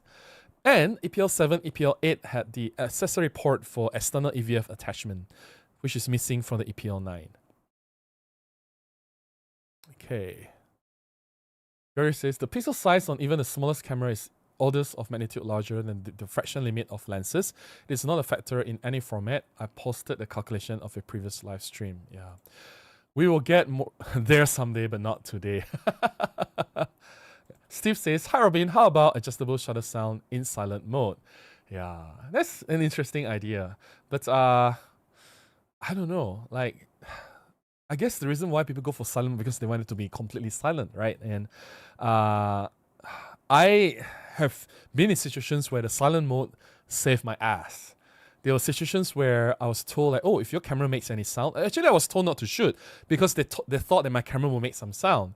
So I convinced them, I fully acknowledge and respect the situation where no audible sound is required. Is permitted. So that's why I've switched my camera to silent mode. So I show them, look, I'm taking photos, but there's like zero sound. And they were like, you can do that. They were all like completely mind blown. And this was like many years ago. I was using the OM-1 Mark II to shoot in a recording studio. My friend was singing, so behind the scenes. Zach says, cat meow shutter release sound is by far the best feature ever put in my camera. Almost worth getting the Z9 just for that. My goodness. Oh. Ruby says, I love that Nikon is putting so much effort in their back screen, and if you have quality 3.2 inch on all their full frame cameras and 2.1 million dot back screen, it's awesome. Yeah. I mean, I don't mind the screen having a little bit less resolution as long as I can see them clearly. And I've never had any issues using the screen on my OM-1 series cameras. OM-1, OM-1 Mark II, OM-1 Mark III, screen is perfectly fine. But yes, we do need it to be bigger. We do need it to be maybe having a bit more resolution, but I've no issues. So I'm happy with the screen. No complaint whatsoever. Yeah, hopefully OM Digital Solutions can upgrade the back screen. Yeah, I have no issue with that. The fraction is affected by the density of the sensor. That's why fully 60 megapixel sensor will be softer at f16. It will be softer, but then again, it's like we have compared to say lower resolution, right? You don't need that much. You don't need to stop down so much. For example, let's say I'm shooting macro, for example. I'm not going to stop down to f16, f22. I think f8, f11 is more than enough for almost everything that I do. And I can guarantee you, even at 47, 60 megapixels, at f8, f11, it's still perfectly fine. Perfectly fine. Yes, at f16, f22, at the extremes, that's when things start to fall off the cliff. I understand, right? Yeah. Uvi says, the reason why I wanted sharper and more depth of field in micro four thirds is because of high magnification, so I can do small subjects. Then do focus stacking. That's where focus stacking helps, right? Sadiq says, EPL9 has 4K video, so I'll take the candid video. Yeah, then again, 4K video with that autofocus, that's also another problem, right? Anthony says, I might consider getting OM system remote trigger and getting it inside my glove, or even better, my mitt. That might help with my issue when it's super cold. I think it's about $130 Canadian. All right, that's a solution. What is 55? I have no idea. What is 55? All right. And then it says, hopefully OM systems in the new year brings out the Pan-F style camera. I don't think so. I think the answer to the Pan-F is the OM3. All right, I've caught up with the chat. Finally. And it is 35 minutes past 12, or the correct way to say it is what? 25 minutes to 1? The technically correct way. Well, since I can't even pronounce bokeh, right? So anyway, thanks for staying with me for this very interesting chat. Although we don't have a lot of people watching, actually. I think the most we had was about 100 people watching. I mean, one of my better streams will have like 200 plus people watching concurrently. So yeah, it seems like the number of people watching the live stream is decreasing week after week. That's something that I've noticed. But doesn't matter. You guys are here and I enjoyed speaking to you guys. And I'll keep this live stream on as much as I can every week. I'll stay consistent and I appreciate you being here. I really hope you have enjoyed the conversation and I appreciate you sharing your thoughts, your wish list on the OM-1 Mark III. I hope you have enjoyed looking at the photographs I've shared. And yeah, hopefully everything will be beneficial for everyone. And if you can, please consider supporting me. This Buy Me Coffee link. You can contribute to my PayPal. You can buy from my Amazon or B&H affiliate links, or you can join as a member on this channel. There are many ways to support me, and any support goes a long way. It will definitely keep me going, and I'll produce more content for you guys. Until the next one, please go out and take more photographs, and hopefully have some nice bokeh in your photographs. Bye-bye.